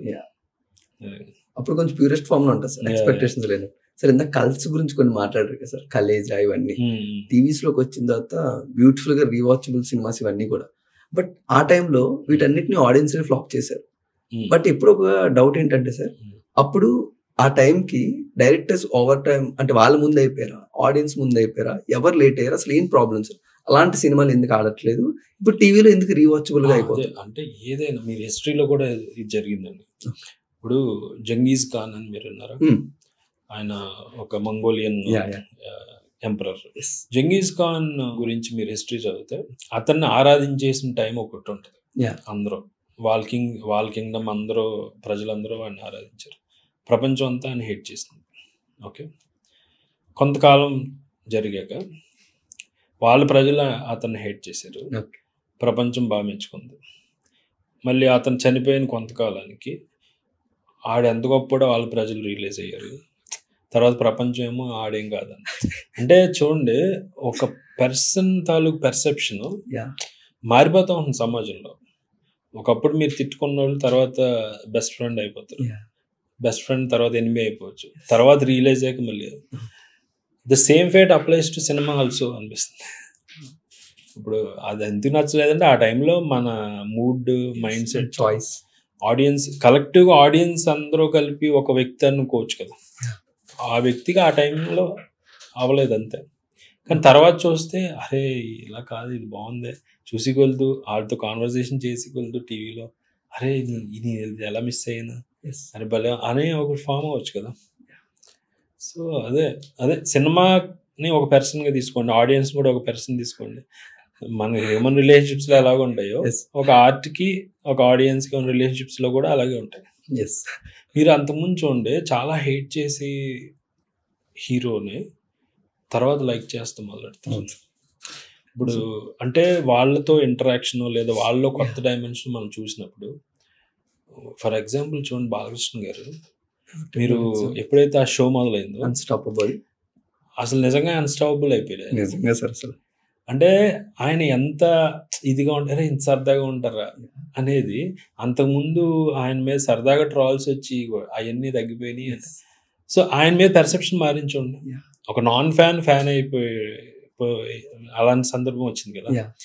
ఫ్యాన్ ఇంకా సూపర్ ఫ్యాన్ అయిపోయే పరిస్థితి. ఇప్పుడు బుజ్జిగాడు వచ్చింది, బుజ్జిగాడి నుంచి ప్రభాస్ ఫ్యాన్. అంతకుముందు ప్రభాస్ ఫ్యాన్ ఏం కాదు, న్యూట్రల్గా ఉండేవాడిని. ఓకే, ఒకళ్ళు ఎవరో వచ్చారు అలా తప్ప, బుజ్జిగాడి నుంచి నేను ఫ్యాన్ అయిపోయాను. అరే ఇదేంటి ఇలా చేసాడు. మరి అంతకుముందు ఉన్నాడు కానీ నాకెందుకు ఎక్కలేదంటే నా పెర్సెప్షన్ అలా లేదు. రంగస్థలం నుంచి రామ్ చరణ్ ఒక డిఫరెంట్ డైమెన్షన్. అసలు అదేంటంటే పోకిరే నుంచి మహేష్ బాబు. సో ఇలాగా ఇట్స్ ఎ జర్నీ అంతే. సేమ్ ఒక సినిమా కావచ్చు, ఒక పర్సన్ కావచ్చు. సార్ చైల్డ్హుడ్ ఇంకొక సిచ్యువేషన్ మీకు ఎక్స్ప్లెయిన్ చేస్తాను. సమ్మర్ హాలిడేస్ అయిపోయాయి సార్. సమ్మర్ హాలిడేస్ అవగానే మా ఫాదర్ ఈ సినిమాలు తీసుకెళ్లారు. మా ఫాదర్ ఇలా మాట్లాడుకునేవాళ్ళం. మాట్లాడేసి తర్వాత నుంచి క్లాసులు స్టార్ట్ అవుతాయి సార్. క్లాసుల్లో కూర్చొని మాకు వచ్చే ఫస్ట్ డిస్కషన్ ఏంటంటే, ఎప్పుడో చూసిన సినిమా ఇప్పటికీ మనకు గుర్తుంటుంది సీన్ టు సీన్. ఇందాకే చెప్పి వెళ్ళారు కదా టీచరు, మళ్ళీ అడుగుతుంటే మనకి ఎందుకు గుర్తుండట్లేదు, అసలు ఈ లాజిక్ ఏంటి? ప్రతి క్లాస్ కూడా సినిమాలా ఉంటే మనం కూడా 100/100 టాపర్లు అయిపోతాయో. బట్ ఈ మ్యాజిక్ ఏంటి సార్? సినిమా ఎందుకు అంత గుర్తుంటుంది, మిగతా ఈ ఆర్ట్ ఫామ్ బ్రెయిన్ లోకి ఎందుకు అంత రిజిస్టర్ అవ్వట్లేదు సార్? అదే, that's the power of visual medium కదా. ఒక విజువల్ ఇంతకు ముందు అనుకున్నట్టు అందులో ప్రతి పెర్ఫార్మింగ్ ఆర్ట్స్ ఉంది, ఫైన్ ఆర్ట్స్ ఉన్నాయి, విజువల్ ఆర్ట్స్ ఉన్నాయి, మిక్స్ ఆఫ్ ఆల్ దీస్ 3 ఉన్నాయి అనేది ఒకటైతే, అన్నిటికన్నా ముఖ్యంగా ఎమోషన్స్. మనం అసలు ఒక కథ ఎందుకు చూడాలనుకుంటాం? ఒక కథ ఎందుకు థియేటర్కి వెళ్ళి ఎఫర్ట్ పెట్టి ఎందుకు అనుకుంటాం మామూలుగా? మీకేమనిపిస్తుంది? మెయిన్ గా ఆ కథ నుంచి కొత్తగా నేనేం చూస్తాను, నేను ఎలా ఎంజాయ్ చేయొచ్చు, ఈ కథలో నాకేం చెప్తారు, ఇవి మెయిన్ గా నేను అబ్జర్వ్ చేస్తాను. ఎనీ ఆర్ట్ ఫామ్, పెయింటింగ్ అవ్వచ్చు, రైటింగ్ అవ్వచ్చు, సినిమా అవ్వచ్చు, every artist, any artist world లో వాళ్ళు ఎలాంటి వాళ్ళు అంటే, మనకి నైట్ డ్రీమ్స్ వస్తాయి కదా, artist are nothing but dreams. మనకి నైట్ వచ్చే ఒక కళ ఏం చేస్తుందంటే, మనకి లైఫ్లో ఏదైనా ఒక బ్యాడ్ డెసిషన్ తీసుకుందాం అని అనుకుంటున్నాం మనం, వాడెవడో చిరాకు పెడుతున్నాడు రోజు, వాడిని కొట్టాలని ఉంది, ఓకే, కానీ డ్రీమ్లో ఏం చేస్తాం, కొట్టేస్తాం. కొట్టేసినప్పుడు సడన్గా మెలకు వస్తుంది, అరే కొట్టేసింది, దాని కాన్సిక్వెన్సెస్ ఎలా ఉంటాయి, అది కరెక్ట్ కాదు అని డ్రీమ్ అలర్ట్ చేస్తుంది. ఓకే, ఒక్కొక్కసారి మనం చెయ్యని పని చేస్తే మంచిది. సపోజ్ స్పీచ్ ఇవ్వాలి, స్కూల్లో అందరి ముందు ఇవ్వలేను, కానీ డ్రీమ్లో ఇచ్చేసినట్టు అందరూ తప్పట్లు కొట్టినట్టు. డ్రీమ్స్ అనేవి they are alerting mechanism for our mind. ఇలా కాదు, ఇలా వెళ్తే బాగుంటుంది, ఇలా అనుకుంటున్నావు కదా, ఇది కరెక్టే, ఇల్లు కొంచెం స్టెప్ తీసుకో అని ఎలా చెప్తాయో నిజ జీవితంలో ఆర్టిస్టులు అలా చేస్తారు. ఎందుకంటే మోస్ట్ ఆఫ్ అస్ మనం డ్రీమ్స్లోనే బతుకుతాం. అంటే ఇన్ ద సెన్స్ స్లీప్లోనే పుడతాం, స్లీప్లోనే బతుకుతాం, స్లీప్లోనే చనిపోతాం. చాలామంది, almost 90% of the people, they don't know what life is, or they don't know what life can be. అది వాళ్ళు టచ్ చేయరు. ఓకే వచ్చాం, ఓకే జాబ్ చేసుకున్నాం, ఓకే తర్వాత వెళ్ళిపోతున్నాం, ఓకే, లేదా ఓకే పెళ్లి చేసుకోమన్నారు, ఓకే. కానీ అలాంటి వాళ్ళకి ఓన్లీ ఆర్టిస్ట్స్, మీరు కొంచెం టైం దొరికితే ఎవరైనా ఏం చేస్తారో, ఫోన్ చూస్తున్నారు. కానీ ఫోన్లో ఏం చూస్తున్నారు, ఎవరో ఒక డ్యాన్సో, ఏదో మంచి జోకో, లేదా ఒక సింగింగో, లేదా ఎవడో ఒక పెయింటర్ ఆర్ట్ వేసాడు, something entertainment. Entertainment is nothing but art కదా. అంటే ఆర్ట్ లేకుండా ఒక క్షణం కూడా నువ్వు ఉండలేవు. సో ఆర్టిస్ట్ అనేవాడు ఏం చేస్తాడంటే, ట్రూ ఆర్టిస్ట్, మీరు లైఫ్లో ఎటో వెళ్ళిపోతున్నారు, ఇదే లైఫ్ అన్నట్టు, సడన్గా మీకు ఒక గుర్తు చేస్తాడు అనమాట. అరే ఇలా కాదురా, ఇలా అవ్వచ్చు, అలా చెయ్యి. అందుకే మీకు చాలామంది యంగ్ పీపుల్ హీరో వర్షిప్లోకి వెళ్తారు కదా. ఎందుకు హీరో వర్షిప్లోకి వెళ్తారంటే, there is a phenomena called father complex. ప్రతి యంగ్స్టర్, మేల్ అవ్వచ్చు, ఫిమేల్ అవ్వచ్చు, ఒక ఫాదర్ గురించి చూస్తాడు అనమాట, ఒక ఐడియల్ ఫాదర్. సో ఎవరు నన్ను గైడ్ చేసి ఒక లీడర్ అవ్వచ్చు, లేదా అది ఎవరైనా అవ్వచ్చు. సో కొంచెం మెంటర్షిప్ కోసం, కొంచెం గైడెన్స్ కోసం చూస్తుంటారు. అది వాళ్ళ ఫాదర్లో దొరకకపోవచ్చు, ఎందుకంటే ఆయన కూడా తప్పట్లో maybe he's busy in his own stuff, business అవ్వచ్చు, జాబ్ అవ్వచ్చు. సో ఇలాంటిది ఎక్కడ దొరుకుతుందని వెతుక్కుంటూ ఉంటాడు ప్రతి యంగ్స్టర్. అది వాడికి ఒక హీరోలో దొరుకుతుంది. అందుకే పవన్ కళ్యాణ్కి అంతమంది, ఎందుకంటే ఆయనలో, అంటే ఆయన మనస్తత్వం అవ్వచ్చు, లేదా సినిమాల్లో ఇది అవ్వచ్చు, ఏదో వచ్చి ఒక గైడింగ్ లైట్ లాగా చాలామందికి కనిపిస్తాడు ఆయన. సో అందుకని ఇంట్లో ఉన్న ఫాదర్ కన్నా తెలియకుండా ఆయన ఒక వర్చువల్ ఫాదర్ అయిపోతాడు. సో అది దానికి దగ్గర అవుతూ వీళ్ళు ఫ్యాన్ కలెక్ట్ కింద ఫామ్ అవుతుంటారు. సో దాని వెనకాల ఫినామినా ఇదన్నమాట. అందుకే ఆర్టిస్ట్ అందరూ, ఫిల్మ్ మేకర్స్ అవ్వచ్చు, రైటర్స్ అవ్వచ్చు, వాళ్ళందరికీ చాలా బాధ్యత ఉండాలని చెప్తారు కదా, అది ట్రూ నిజంగా. ఎందుకంటే చాలా ఈజీగా ఇన్ఫ్లుయెన్స్ అవుతారు. సినిమా అనేది ఏంటంటే, ఎనీ ఆర్టిస్ట్ ఈజ్ లైక్ మనకు వచ్చే నైట్ డ్రీమ్ లాగా, ఒక అలర్టింగ్ మెకానిజం లాగా ఉపయోగపడుతుంది. సార్ వన్ మోర్ ఫినామినా మీరు ఇప్పుడు ఎక్స్ప్లెయిన్ చేయాలి సార్. సినిమా థియేటర్లోకి వెళ్తాం సార్, కొన్ని స్టోరీలు చూస్తూ కనెక్ట్ అయిపోతుంది చాలా బాగా. మన లైఫ్ లో ఉన్న ప్రాబ్లమ్స్ స్క్రీన్ మీద కొన్నిసార్లు కనబడుతుంది. ఆ సొల్యూషన్స్ హీరో అక్కడ మనకు చూపిస్తారు. ఎస్, మనకు సొల్యూషన్ దొరికేసింది, ఇదే మనం రేపు నుంచి ఇంప్లిమెంట్ చేద్దాం అని మేము రెడీ అవుతాం. థియేటర్లో మంచి వైబ్ అవుతాం, ఎస్ బ్యూటిఫుల్ సినిమా అని బయటకు వస్తాం, రాగానే మళ్ళీ రెగ్యులర్ లైఫ్ అయిపోతుంది. ఆ ఇన్ఫ్లుయెన్స్, ఆ ఇన్స్పిరేషన్ థియేటర్ సరౌండింగ్స్ లోని, ఆ బ్లాక్ అవుట్ లోనే ఉంటుంది. కానీ బయటకు వచ్చిన తర్వాత ఆ ఫైటింగ్ స్పిరిట్ ని మేము మళ్ళీ అచీవ్ చేయలేకపోతాం. చేంజ్ రావట్లేదు. మనిషి ఏ మనిషి అయినా మారుతాడు, ఓకే, కానీ ఉట్టి డ్రామా వల్ల మారిపోయాడు. సో మనిషి మారాలంటే ట్రోమా అన్న ఉండాలి ఫస్ట్ థింగ్. అంటే ఆడికి విపరీతమైన ఒక హార్ట్ బ్రేక్ లేదా నవ్వు వస్తుంది, రీసెంట్గా అయింది. సో ఒక హార్ట్ బ్రేక్ లేదంటే some tragedy in his life or something that ఏదైనా జరిగినప్పుడు మారుతాడు ఒకటి. 2 విపరీతమైన డిసిప్లైన్ వల్ల మారుతాడు. ఓకే, లేదు సరైన ఎన్వైర్న్మెంట్లోకి వెళ్ళాడు అనుకుంటా, అప్పుడైనా మారుతాడు. లేదు 4వది ఎక్స్ట్రీమ్ మిరాకిల్ జరగాలి, ఒక ఎన్లైటన్మెంట్, ఏదో ఒక మూమెంట్. సో ట్రోమా అనేది ఫస్ట్ అనుకున్నాం కదా, అది మనం కోరుకోకూడదు. కానీ వస్తే దాని నుంచి ఎంత తొందరగా రికవరీ టైం అనేది తగ్గించుకుంటే మంచిది. ఓకే, ఎనీ ట్రామా మీకు వచ్చిందంటే ఖచ్చితంగా మీకు అది ఉపయోగపడుతుంది లాంగ్ టర్మ్లో. నేను పేర్లు చెప్పను కానీ ఒక 2 బ్లాక్ బస్టర్ మూవీస్ మనకి రీసెంట్ పాస్ట్లో వచ్చినాయి, లవ్ స్టోరీస్. ఆ 2 తీసిన దర్శకులు వాళ్ళ హార్ట్ బ్రేక్స్ని సినిమాలుగా తీశారు. సో వాళ్ళ లైఫ్లో అది ట్రాజడీ, వాళ్ళ లైఫ్లో అది ట్రోమా. ఆ అమ్మాయి హ్యాండ్ ఇచ్చి వెళ్ళిపోయింది, సంథింగ్ ఏదో జరిగింది. కానీ ఆ ట్రోమా అప్పుడు నిజంగా వాళ్ళకి తెలియదు వాళ్ళ లైఫ్లో కెరియర్లో దీనివల్ల సెట్ అవుతాయి.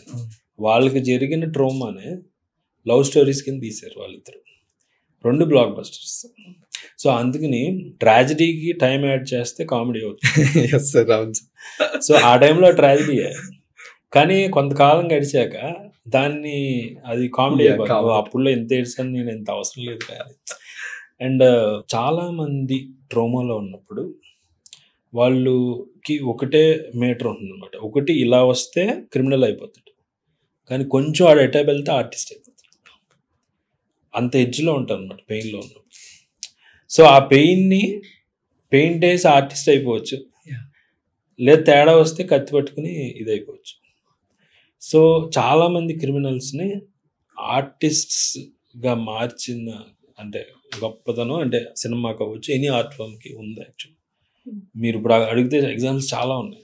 దాస్తోయెవ్స్కీ అవ్వచ్చు, చాలామంది ఉన్నారు అనమాట. అంటే కొంచెం ఇటు వెళ్తే ఎడ్జ్లో వాళ్ళు క్రిమినల్స్ అయిపోయారు. ఎందుకంటే నాకు అన్యాయం జరిగింది, ఆ అమ్మాయిని ఎలా చంపేస్తాను అని సైకో అయిపోవచ్చు. లేదా ఆ పెయిన్ భరించి ఒక ఆర్ట్ పట్టుకుని ఒక సినిమా తీయటం, లేదంటే నేను కథ చెప్తా అని చెప్పి పెయింట్ వేయటం, ఇలా జరిగినవి ఉన్నాయి. విన్సెంట్ వ్యాన్ గో అవ్వచ్చు, దాస్తోయెవ్స్కీ అవ్వచ్చు, గొప్ప రైటర్స్. వీళ్ళందరూ వెనకాల యాక్చువల్ ట్రాజడీలో ఉన్నాయి. సో మనిషిని మార్చేది ఒకటి ట్రాజడీ, ట్రోమా. 2 చెప్పాను కదా, ఎన్వైర్న్మెంట్. సినిమా చూసాక బాగానే ఉంది కానీ తర్వాత మారట్లేదు అంటే మనిషి ఓన్లీ సినిమా వల్ల మారకపోవచ్చు, కానీ వీటి వల్ల మారుతాడు. ఎన్వైర్న్మెంట్, మనం ఎవరితో ఉంటున్నాం, ఎక్కడ ఉంటున్నాం, ఏ పని చేస్తున్నాం, ఈ 3 థింగ్స్ మిమ్మల్ని చాలా ఇంపాక్ట్ చేస్తాయి అన్నమాట. సో ఎవరితో ఉంటున్నాం అంటే రూమ్ అవ్వచ్చు, కొలీగ్స్ అవ్వచ్చు, లేదా ఇది ఖచ్చితంగా మీరు ఉండేవాళ్ళు మీకన్నా ఏదో ఒక డైమెన్షన్లో ఓ మెట్టు పైన ఉంటే బెటర్. అంటే అలాంటి చిన్నప్పుడు చైల్డ్హుడ్ ఫ్రెండ్స్ని వదిలేయమని కాదు, వాళ్ళు ఉంటారు ఎప్పుడు, అది అన్డెనైబుల్. కానీ మీరు ఎదుగుతున్న క్రమంలో ఫార్మాటివ్ పీరియడ్లో మీరు బి అనుకోండి, మీ ఫ్రెండ్ ఏ అయి ఉండాలి. మీరు ఏ అనుకోండి, మీ ఫ్రెండ్ A+ అయి ఉండాలి. అలాంటి ఫ్రెండ్షిప్ చూస్ చేసుకోవాలన్నమాట. If you are the wisest man in the room, then you are in the wrong room. Oh my God. So 10 మంది కాన్ఫరెన్స్లో మాట్లాడుతున్నారు, మీరు ఉన్నారు, మీరే వైజ్గా మాట్లాడుతున్నారు అనుకోండి, మీరు రాంగ్ రూమ్లో ఉన్నట్టు. ఓకే, సో మీరు ఎలాంటి రూమ్ చూస్ చేసుకోవాలంటే మీ ఈగో హర్ట్ అయ్యే రూమ్, మీ రెస్పెక్ట్ పోయే రూమ్ నెతుక్కున్నారు అనుకోండి. అంటే మీకు చాలా తక్కువ నాలెడ్జ్ ఉన్న ఏరియాకి వెళ్ళారు. ఓకే, అక్కడ ఓకే నేను దీన్ని ఓవర్కమ్ చేయాలి, దీన్ని అధిగమించాలి, దీన్ని ఎలా చేయాలి అన్న ప్రాసెస్లో ఎగ్జైటింగ్గా ఉంటుంది జర్నీ. మన పొటెన్షియాలిటీ బయటకు వస్తుంది ఖచ్చితంగా. లేదా మీరు సేమ్ పీపుల్తో ఉన్నారు అనుకోండి, అలాగే ఉంటారు లైఫ్ లాంగ్, ఇంకా అదే మాట్లాడుకుంటారు, అదే కొత్త డైమెన్షన్ కూడా యాడ్ అవుతుంది. మీ రూమ్మేట్స్లో అందరూ సినిమా వాళ్ళే ఉన్నారు, మీరు అప్పుడు ఎప్పటికీ ఎదగరు. మీరు ఒకళ్ళు ఎంటర్ప్రెన్యూర్షిప్ ఏదో ఒక చిన్న క్యాంటీన్ పెట్టుకుని స్ట్రగుల్ అవుతున్నాడు, అతని నుంచి ఒక కొత్త ఇన్పుట్ వస్తుంది. సో ఎయిదర్ ఒక మెట్టు పైన ఉండాలి మీ ఫ్రెండ్, లేదా ఇంకో డైమెన్షన్ అన్న ఉండాలి, మీకు అది కొత్త ఇన్పుట్ యాడ్ అవుతుంది. సో ఇది ఎన్వైర్న్మెంట్ అన్నమాట, చాలా చాలా ఇంపార్టెంట్. మీరు ఎవరితో ఉంటున్నారు, రెండోది ఎక్కడ ఉన్నారు. సో మీరు ప్రపంచ చరిత్రలో ఎప్పుడు చూసుకున్నా కొన్ని సిటీస్ ప్రపంచ ఉనికిని మార్చింది. ఇప్పుడు సపోజ్ మీరు ముంబైలో ఉన్నారు అనుకోండి, మీ లైఫ్ మొత్తం మారిపోతుంది, వేరేగా ఉంది. ఫార్చునేట్లీ నేను అక్కడ కొన్నాళ్ళు ఉన్నా. నా అక్కడికి వెళ్ళినప్పుడు అద్భుతమైన ఇదేంటంటే, ప్రతి వ్యక్తి జాబ్ చేస్తున్నాడు, జాబ్ అయిపోయాక ఇంకో పార్ట్ టైం చేస్తున్నాడు. ఏం చేస్తున్నాడు అంటే, ఒక ఫోటోగ్రాఫర్ అసిస్టెంట్కి వెళ్ళిపోతున్నాడు. అరే నీకు ఫుల్ టైం ఉంది కదా అంటే, లేదు బోల్ నేర్చుకోవచ్చు అంటాడు. ఏంటి స్టూడెంట్స్ ఉంటారు, వాళ్ళకి 3 hours ఉంటుంది కాలేజ్, మార్నింగ్ యూజువల్గా 9 to 12 ఏదో ఉంటుంది. అయిపోయాక మిగతా అంతా ఖాళీ అనమాట. మిగతా అంతా వాళ్ళు పనిలో ఉంటారు. ఎవరో కెమెరామ్యాన్కి అసిస్టెంట్కి వెళ్ళిపోతారు, ఇంకోటి ఏదో మేకప్ అంటారు, అదే వాళ్ళకి వెళ్ళిపోతారు, లేదా ఏదో నేర్చుకుంటారు. సో మీరు ఎక్కడ ఉన్నారు అనేది చాలా ఇంపార్టెంట్ అనమాట. మూడోది ఏం చేస్తున్నాం. సో ఏం చేస్తున్నావు అనేది చాలా చాలా ఇంపార్టెంట్. నీ డ్రీమ్ ఏంటి, నీ వాంట్ ఏంటి, దానికి నువ్వేం చేస్తున్నావు అనేది ఒక లార్జర్ స్కేల్లో అది అనుకుంటే, మైనర్ స్కేల్లో ఒక డేలో ఏం చేస్తున్నావు. యాక్చువల్గా అది బిగ్గర్ స్టోరీ కనెక్ట్ అవ్వాలంటే, మొత్తం మన లైఫ్ ఒక బుక్ అనుకుంటే, each page is nothing but 1 day అనుకుంటే, ఆ వైట్ పేజ్లో ఆ రోజు నైట్ పడుకునేటప్పుడు మనం నిజంగా రాసుకుంటే ఏం చేస్తాం, సో ఏం చేస్తున్నాం అనేది చాలా చాలా ఇంపార్టెంట్ చేస్తారు. సో అందుకే డైరీ రాసుకునే అలవాటు ఉన్నోళ్ళు సెల్ఫ్ రిఫ్లెక్షన్ ఆటోమేటిక్గా జరుగుతుంది. డైరీ రాసుకోమనేది అందుకే అనమాట. సో డైరీ రాయటం వల్ల ఏంటంటే, ఇవాళ ఇచ్చేసా అని రాసినప్పుడు వాళ్ళలో గిల్ట్ ఉంది. అది ఏంటి, నేను ఏం చేశాను, ఏం చేయలేదు, రాయడానికి కూడా ఏమీ లేదు డైరీలో అంటే, ఈరోజు టీవీ చూసి పడుకున్నాను, లేదా ఇవాళ రీల్స్ ఒక 2-3 hours చూసా, తర్వాత అలా వెళ్ళి బయటకు వెళ్ళి తినొచ్చా, పడుకున్నా అంటే, so that it self induces guilt in you కదా. సో ఏం చేస్తున్నావు అనేది చాలా చాలా ఇంపార్టెంట్. ఈ ఫస్ట్ 2 వాటిని బట్టి ఈ మూడోది కూడా మారిపోతుంది. మనం ఎవరితో ఉన్నాం, if you are with the bad company, తెలియకుండా ఆ డే వేస్ట్ అయిపోతుంది. If you are in the wrong place, తెలియకుండా ఇది అయిపోతుంది. సో ఇది చాలా ఇంపార్టెంట్. గోల్ ఉండటం స్టోరీ లెవెల్లో అది ఇంపార్టెంట్. మైన్యూట్ లెవెల్లో ఎవ్రీడే ఏం చేస్తున్నాను. 2 phenomena చాలా మంచిగా ఎక్స్ప్లెయిన్ చేశారు. ఇంకొక ఫినామినా లాస్ట్, ఇంకా గ్రేటెస్ట్ యాక్టర్స్ పర్ఫామ్ చేసినప్పుడు థియేటర్లో కూర్చుని ఏ ఆడియోనైనా ఐస్లో టీయర్స్ రోల్ అవుట్ అవుతుంటుంది. మనిషిగా ఎప్పటికప్పుడు ఆ ఎమోషన్ కనెక్ట్ అవుతుంటుంది. బట్ స్టిల్ ద డేట్ నాకు ద బెస్ట్ మూవీ ఏదనంటే వాలీ చెప్తాను సార్. అసలు వాళ్ళు నాకు ఎంత ఏడిపించారంటే, ఒక యానిమేషన్ ఎమోషన్ కామన్, బట్ ఒక యానిమేషన్ మనిషిని ఎలా కదిలించగలుగుతుంది. మోర్ దెన్ సినిమా యాక్టర్స్ అంతమంది పర్ఫామ్ చేసి ఒక సీన్, దాని గురించి సార్. ఇప్పుడు వన్స్ మీరు థియేటర్కి వెళ్ళి ఒకటి చూస్తా అని డిసైడ్ అయినప్పుడు, అది ఏదైనా అవ్వచ్చు, ఎమోషన్ ఇంపార్టెంట్. ఓకే, పెర్ఫార్మర్ అని కాదు, అది ఎమోషన్ గురి చేసింది ఏదైనా. అదే స్టోరీ టెల్లింగ్లో ఉన్న మ్యాజిక్. మనం అందుకే స్టోరీలు ఇష్టపడేది కోర్లో. ఒక పర్సనే పెర్ఫామ్ చేయక్కర్లేదు, ఒక యానిమేటెడ్ ఆబ్జెక్ట్. ఇప్పుడు ఆ మాంగా సిరీస్ ఉంటాయి, నరూటో. సో ఇప్పుడు మరి వాటికి ఎందుకు అంత, ఈవెన్ మామూలు వాటి కన్నా ఎక్కువ ఫ్యాన్స్ ఉంటారు వాటికి. So it's irrelevant. అంటే స్టోరీ గొప్పతనం అది, స్టోరీ టెల్లింగ్ గొప్పతనం అది. సో స్టోరీ టెల్లింగ్ కరెక్ట్గా ఎవరైతే పట్టుకున్నారో, మీరు ఏదైనా చెప్పచ్చు. ఈ మైక్ గురించి ఒక కథ చెప్పచ్చు. ఇప్పుడు మనం ఇద్దరు కూర్చున్నాం అండి, మన ఇద్దరం వెళ్ళిపోతాం, ఇక్కడ చాలా మంది వచ్చి మాట్లాడుకుంటూ ఉంటారు కదా. ఈ మైక్లో ఏమనుకుంటున్నాయి అని నేను ఒక కథ చెప్తాను. ఇప్పుడు వాడు వచ్చాడు, ఈడ సర్దుకున్నాడు, కానీ ఈ నైట్ ఈ 2 మాట్లాడుకుంటున్నాయి అనుకోండి, అదొక ఇంట్రెస్టింగ్ సినిమా అవుతుంది కదా. సో అని అలా ఒక ఇంట్రెస్టింగ్ చేయొచ్చు. సపోజ్ ఈ 2 వాటిల్లో, ఈ 2 వాటిల మధ్యలో పర్సనాలిటీలు పెట్టండి ఈ మైక్స్కి. మేబీ ఇది కొంచెం యాంగ్రీ మ్యాన్, అది కొంచెం అమ్మాయి ఫెమినైన్ అనుకుంటే, తను కొంచెం సాఫ్ట్ అనుకుంటే, వీళ్ళిద్దరి మధ్యన ఒక ఎమోషన్ పెడదాం. సపోజ్ యాంగర్ అని తీసుకొచ్చి మధ్యలో పెడితే, ఓ సిచ్యువేషన్లో కోపం వచ్చింది వీడికి. ఆ మైక్ వచ్చి అరే నువ్వు అంత అక్కర్లేదు అని చేసింది. సో అంటే రైటింగ్ అంటే ఇంతే అండి, అంతకన్నా ఏముండదు. ఈ 2 మైక్స్లో 2 క్యారెక్టర్స్ ఇచ్చాను కదా, ఈ మధ్యలో ఇప్పుడు హర్రర్ అనే ఎలిమెంట్ పెడితే ఇప్పుడు ఏమవుతుంది, సరదాగా దాన్ని సీన్ రాశారు అనుకోండి, అలా డెవలప్ అవుతుంది అనమాట. ఇప్పుడు పర్సనాలిటీలు మారుతాం. ఇప్పుడు సపోజ్ ఈ మైక్ తిన్న గత జన్మలో యుద్ధాలు చేసిన ఒక వీరుడు, ఓకే, అప్పుడు దీని క్యారెక్టర్ మారిపోతుంది. ఓకే, ఇప్పుడు ఆ మైక్ మేబీ ఎంతమందో అంటే గ్రేటెస్ట్ స్పీచ్లు విన్న మైక్ అనుకోండి, ఒక జిడ్డు కృష్ణమూర్తి దగ్గర, లేదంటే రమణ మహర్షి, వాట్ ఎవర్. అప్పుడు దానిలో ఫిలాసఫీ ఉంటుంది. సో అది మాట్లాడుతుంది అనమాట ఇది. ఇప్పుడు ఇది యుద్ధం చేస్తానంటే యుద్ధం అవసరం లేదు, ఎందుకంటే అని ఎవరు చెప్పింది అనుకోండి నైట్. ఈ night conversations off the mic story అని ఒకటి పెట్టచ్చు. సో అంటే మీకు ఇలా చెప్తున్నా కూడా ఇంట్రెస్టింగ్గా అనిపిస్తుంది కదా మీకు. ఇవేమి మనుషులు కాదు, యానిమేషన్ కూడా కాదు, ఒక నాన్ లివింగ్ థింగ్స్. కానీ ఎప్పుడైతే దానికి ఎమోషన్స్, దాని క్యారెక్టర్స్, దానికి పర్సనాలిటీ యాడ్ చేసిందో మనకి ఎంత కనెక్టివిటీ వస్తుంది. అదే that is the power of story telling. Story లేకుండా మనిషి ఉండలేడండి. అలా స్టోరీ కోసమే మనిషి బతుకుతాడు. నిజంగా మీరు చూడండి, సపోజ్ మీ ఆఫీస్లో కొలీగ్స్ ఉన్నారు, పిచ్చాపాటి మాట్లాడుకుంటారు. వర్క్ అయిపోయింది ఎడిటింగ్, పిచ్చాపాటి మాట్లాడుకుంటారు. ఏం మాట్లాడుకుంటారు? గాసిప్, ఈరోజు ఏం జరిగింది, అది ఏదైనా. సో ఎవరో ఒక లైఫ్ గురించి మాట్లాడుకుంటున్నారు, అందులో స్టోరీ ఉంది. లేదా అది ఇంట్రెస్టింగ్ లేదనుకోండి, దాన్ని గాసిప్ చేస్తారు.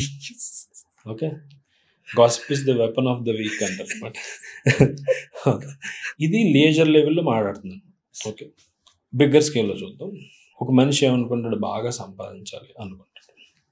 ఏ మనిషి అయినా ఎందుకు సంపాదించాలనుకుంటాడు? ఒకటి, వాడు నెక్స్ట్ జనరేషన్స్ అన్నీ కూడా హ్యాపీగా ఉండాలి, నా పిల్లలు వాళ్ళ పిల్లలు వాళ్ళతో అనేది ఒక ఎజెండా అనుకుందాం. అక్కడ ఏం చెప్తున్నాడు అతను కూడా ఒక స్టోరీ చెప్తున్నాడు.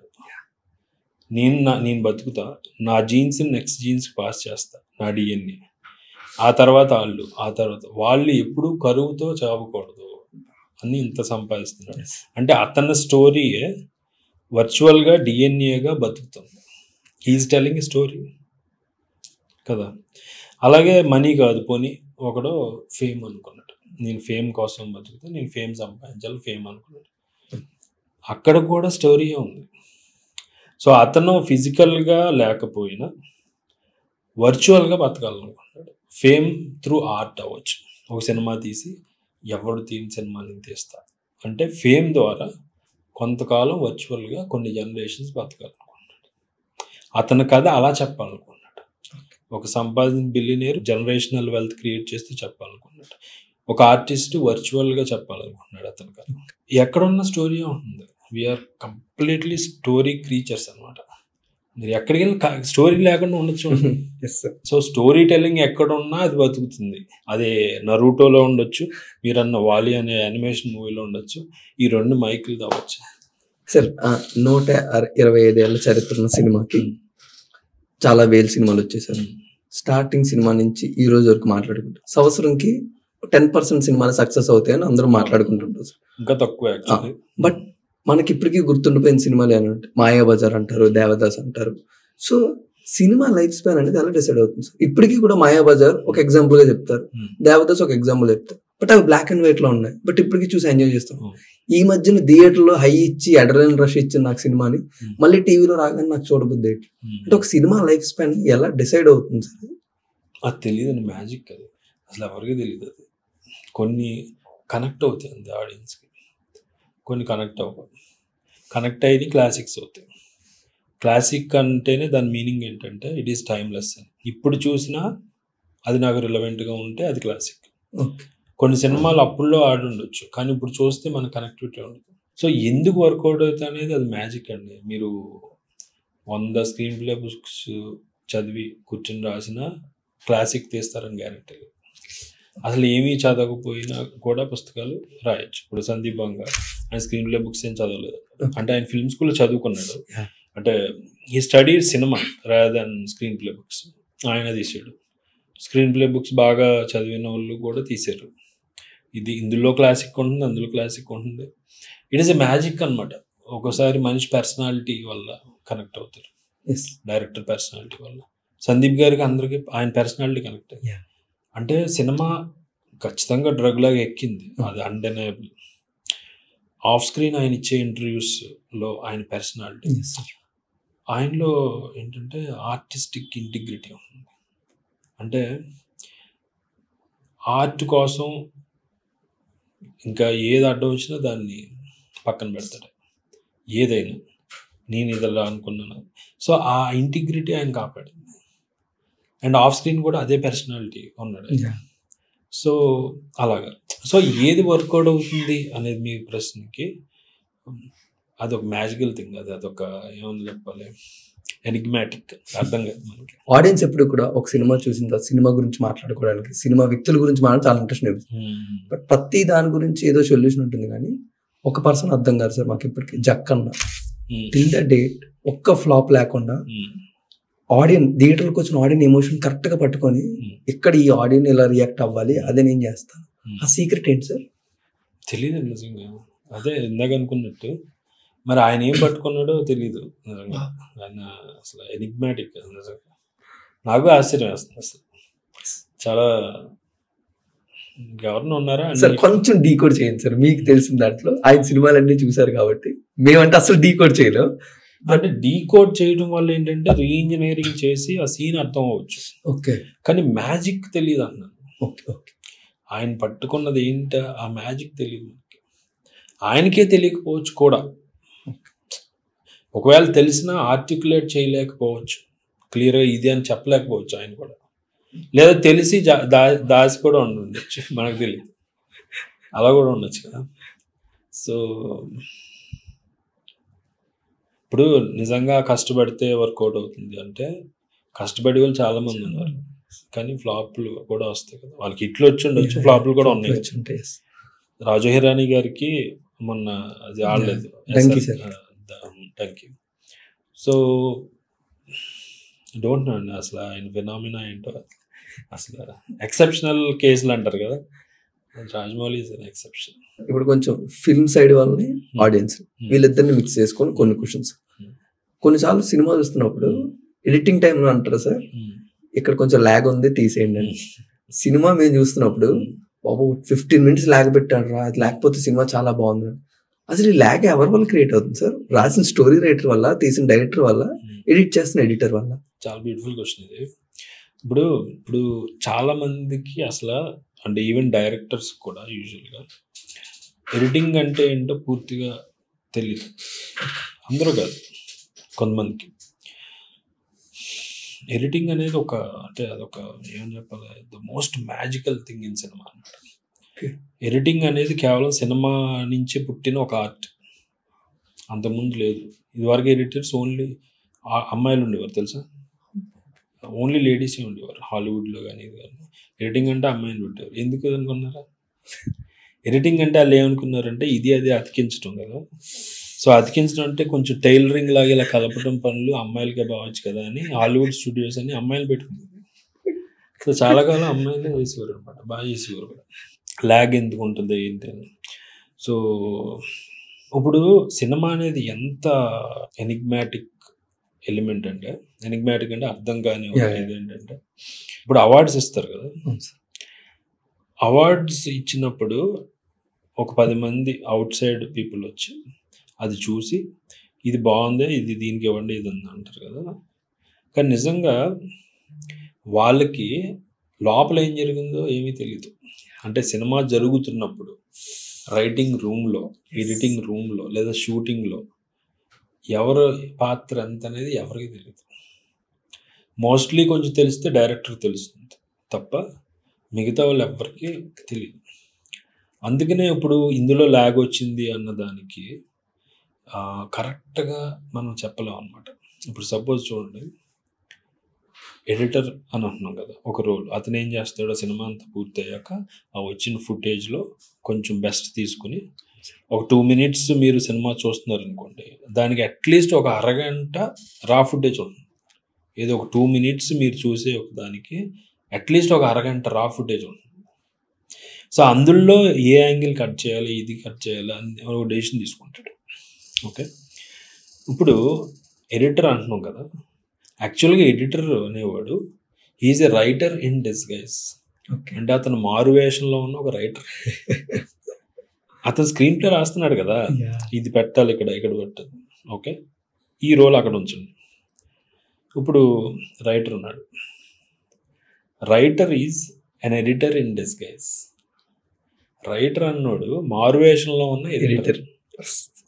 సో వీడు ఏం చేస్తున్నాడు, స్క్రీన్ ప్లే ఇలాగా, తర్వాత ఈడు వస్తాడు, ఈడు వచ్చినప్పుడు ఇది అంటాడు అన్నాడు. యాక్చువల్గా ఈడు కూడా ఎడిటింగే చేస్తున్నాడు. So writer is editing on the page, editor is writing on the screen. So ఇంత ఎలా ఉన్నప్పుడు ఇది రాతలోంచి తీతకి వెళ్ళింది షూటింగ్, తీతలోంచి కోతకి వెళ్ళింది కదా. ఇప్పుడు కోతలో కట్ చేసినప్పుడు ఈ ల్యాగ్ వచ్చిందా, రైటింగ్లోనే అది ఉందా, లేదా తీతలో యాక్టర్ నాకు ఇలా కాదు నేను ఇలా చేస్తానని మళ్ళీ ఎన్నో టేక్స్ తీసుకుంటే ఆ టేక్ ఒప్పుకున్నాడు డైరెక్టర్, తప్పక ఒప్పుకున్నాడా లేదా నిజంగా నచ్చి ఒప్పుకున్నాడా, ఈ ప్రాసెస్లో ల్యాగ్ ఎక్కడ వచ్చింది అనేది ఎవరికి తెలియదు. సో ఇంత ఉన్నప్పుడు ఒక ఆడియన్స్ వచ్చి ల్యాగ్ ఉంది అన్నారంటే అది ఒక, అంటే పాపం వాళ్ళకి అవగాహన లేక అనే మాట తప్ప అదేమి, అంటే యూ నెవర్ నో. ఇప్పుడు ల్యాగ్ అనేది మామూలుగా వాళ్ళు ఎందుకంటారంటే వాళ్ళకి బోర్ కొట్టిన వెంటనే ల్యాగ్ అన్న పదం వాడేస్తారు. ఫండమెంటల్గా అది ఎక్కట్లేదు మనకి, కొంచెం ఇమ్మర్సివ్గా లేదు, అందులోకి నేను వెళ్ళలేకపోతున్నా, కొంచెం బోర్ కొడుతున్నాను కానీ ఏ ల్యాగ్ ఉందిరా అని ఇమీడియట్గా గుర్చొచ్చేది ఏంటి, నిజంగా ఎడిటర్ ఎడిటింగ్ రూమ్లో ఏం చేస్తాడు అనేది తెలియదు. అతను ఎడిటింగ్ కట్ చేస్తాడంట కదా, ఇది వీళ్ళంతా ఇది కట్ చేస్తాడు, ఇది కట్ చేయలేదు, కట్ చేయలేని వల్ల నాకు బోర్ కొట్టింది, బోర్ కొట్టి ఇది ల్యాగ్, ఇది ఎడిటర్ తప్పు అని అనుకుంటాడు. ఇట్స్ అండర్స్టాండింగ్ మిస్టేక్ అది. సో అది అలా కాదు, ల్యాగ్ అన్నదే అసలు దాని మీద ఒక 2 hours పాడ్కాస్ట్ చేయొచ్చు అనమాట. సో అంత phenomenal. So many things work out అవుతాయి. ఒకసారి యాక్టర్ ఎమోషన్ కరెక్ట్గా పండించలేకపోవటం వల్ల ల్యాగ్ ఫీల్ అవ్వచ్చు, ఒకసారి ఎడిటింగ్ డెసిషన్ వల్ల రావచ్చు, ఒకసారి రైటింగ్ డెసిషన్ వల్ల రావచ్చు, ఒకసారి కెమెరా యాంగిల్ వల్ల రావచ్చు, ఇన్ని ఉంటాయి. అందుకే మాస్టర్ క్రాఫ్ట్స్మెన్ ఎవరైతే ఉన్నారో అలాంటిది మీరు ఫీల్ అవ్వకుండా ఒక మ్యాజిక్ చేస్తుంటారు అనమాట. మీరు గీతాంజలి చూస్తే మణిరత్నం గారి సినిమా అంతా ఒక ఊటీ లాంటి ప్రదేశం, సాంగ్ వచ్చినప్పుడు ఒక సాంగ్ ట్రాజడీ సాంగ్ ఎడారిలో పెడతాం, తెలియకుండా ఒక విజువల్ ఫ్యాటిక్ ఉంటుంది. అదే మంచు అదే చూసినప్పుడు ఒక తెలియకుండా ఒక అలసట కలుగుతుంది మెంటల్. ఆ విజువల్ అలసటని కొంచెం బైపాస్ చేయడానికి ఆ సాంగ్ ఎడారిలో పెట్టేసరికి సబ్ కాన్షియస్గా మీకు ఇది వెళ్తుంది, ఒక కొత్త ప్రదేశానికి వెళ్ళాం, అప్పుడు మీరు ల్యాగ్ ఫీల్ అవ్వరు, ఒక ఎమ్మర్సివ్ ఫీల్ అవుతారు. అందువల్ల ఇలాంటి ఎన్నో డెసిషన్స్ ఉంటాయి. ఇప్పుడు ఇది వద్దు ఇక్కడ ఎడారిలో తీద్దామని మణిరత్నం గారు అనుకున్నారా లేదా సినిమాటోగ్రాఫర్ సజెషన్ ఇచ్చాడా తెలియదు కదా మనకి. అందుకని ఎవరి కంట్రిబ్యూషన్ ఎంతో పూర్తిగా తెలియని ఒక సినిమా అనేది అలా ఉంటుంది అనమాట.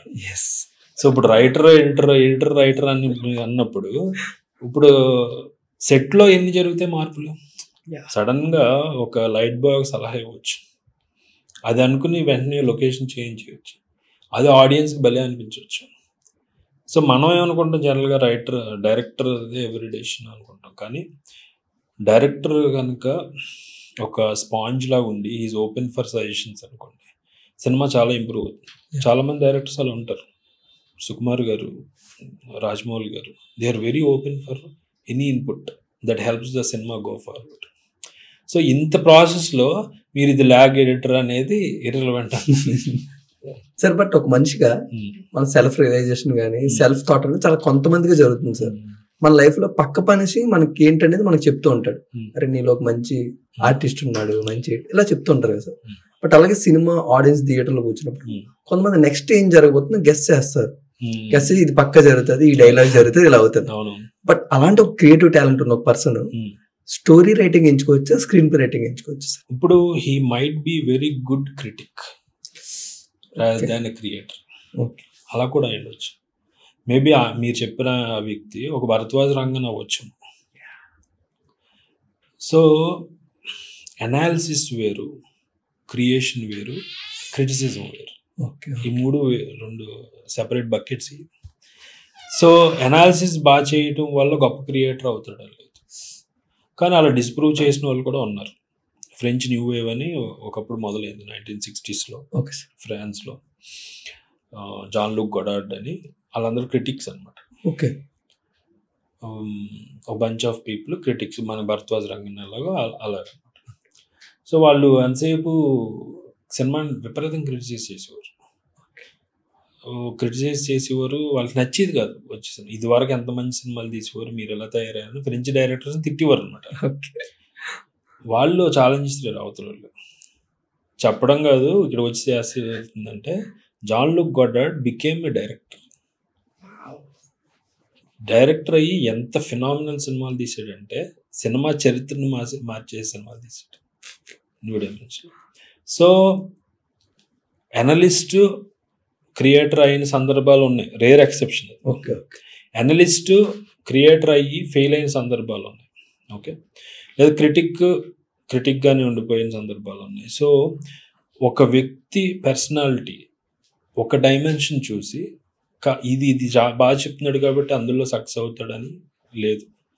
సో టాలెంట్ అనేది చాలా గ్రే ఏరియా అండి. ఒక బ్లాక్ అండ్ వైట్ లాగా ఎస్ ఆర్ నో చెప్పలేం. సో మీరు చెప్పిన వ్యక్తి రేపొద్దున గొడార్డ్ లాగా వెళ్ళి కొట్టొచ్చు, లేదా మంచి భరద్వాజ్ రంగన్ లాగా, అది కూడా చాలా మంచి పొజిషన్ కదా. భరద్వాజ్ రంగన్ లాగా గ్రేట్ అనలిస్ట్ ఆఫ్ ఇండియా అవ్వచ్చు, మూవీ అనలిస్ట్ అవ్వచ్చు. ఇదే కమ్యూనిటీలోని మన తెలుగు సినిమా వాళ్ళు ఏమంటారంటే సార్, ఆడియన్స్ ముందే గ్లిమ్స్ అప్పుడు టీజర్ అప్పుడు డిసైడ్ అయిపోతున్నారు ఈ సినిమా చూడాలా వద్దా. బట్ అదే ఆడియన్స్ టీజర్ ట్రైలర్ చూసి ఈ సినిమా బాగుంటుంది, ఈ సినిమా బాగోదు, అలా కొన్నిసార్లు సక్సెస్ అయ్యారు, కొన్నిసార్లు ఫెయిల్ అయ్యారు. బట్ ఆ జడ్జిమెంట్ అనేది కరెక్ట్ అంటారు సార్? అలా జడ్జ్ చేసాం అనుకుంటాం అంతే. ఓకే, చాలా మంది అంటారు ట్రైలర్ సినిమా రిజల్ట్ వచ్చాక చాలా మంది ఏమంటారంటే, నేను ఇది ట్రైలర్ చూసినప్పుడే అనుకున్నాను రా. సో ఇదే వ్యక్తిని ఒక 1 year పాటు స్టడీ చేయండి.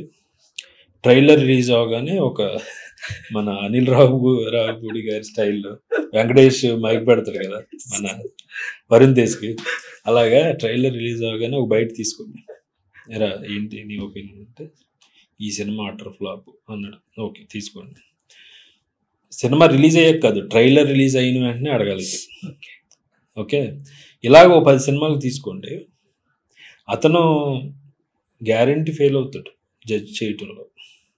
మనం అలా స్టాటిస్టిక్ ఏం తీసుకోం కాబట్టి మనకు అలా ఏమనిపిస్తుందంటే, ఒక ట్రైలర్ చూసామండి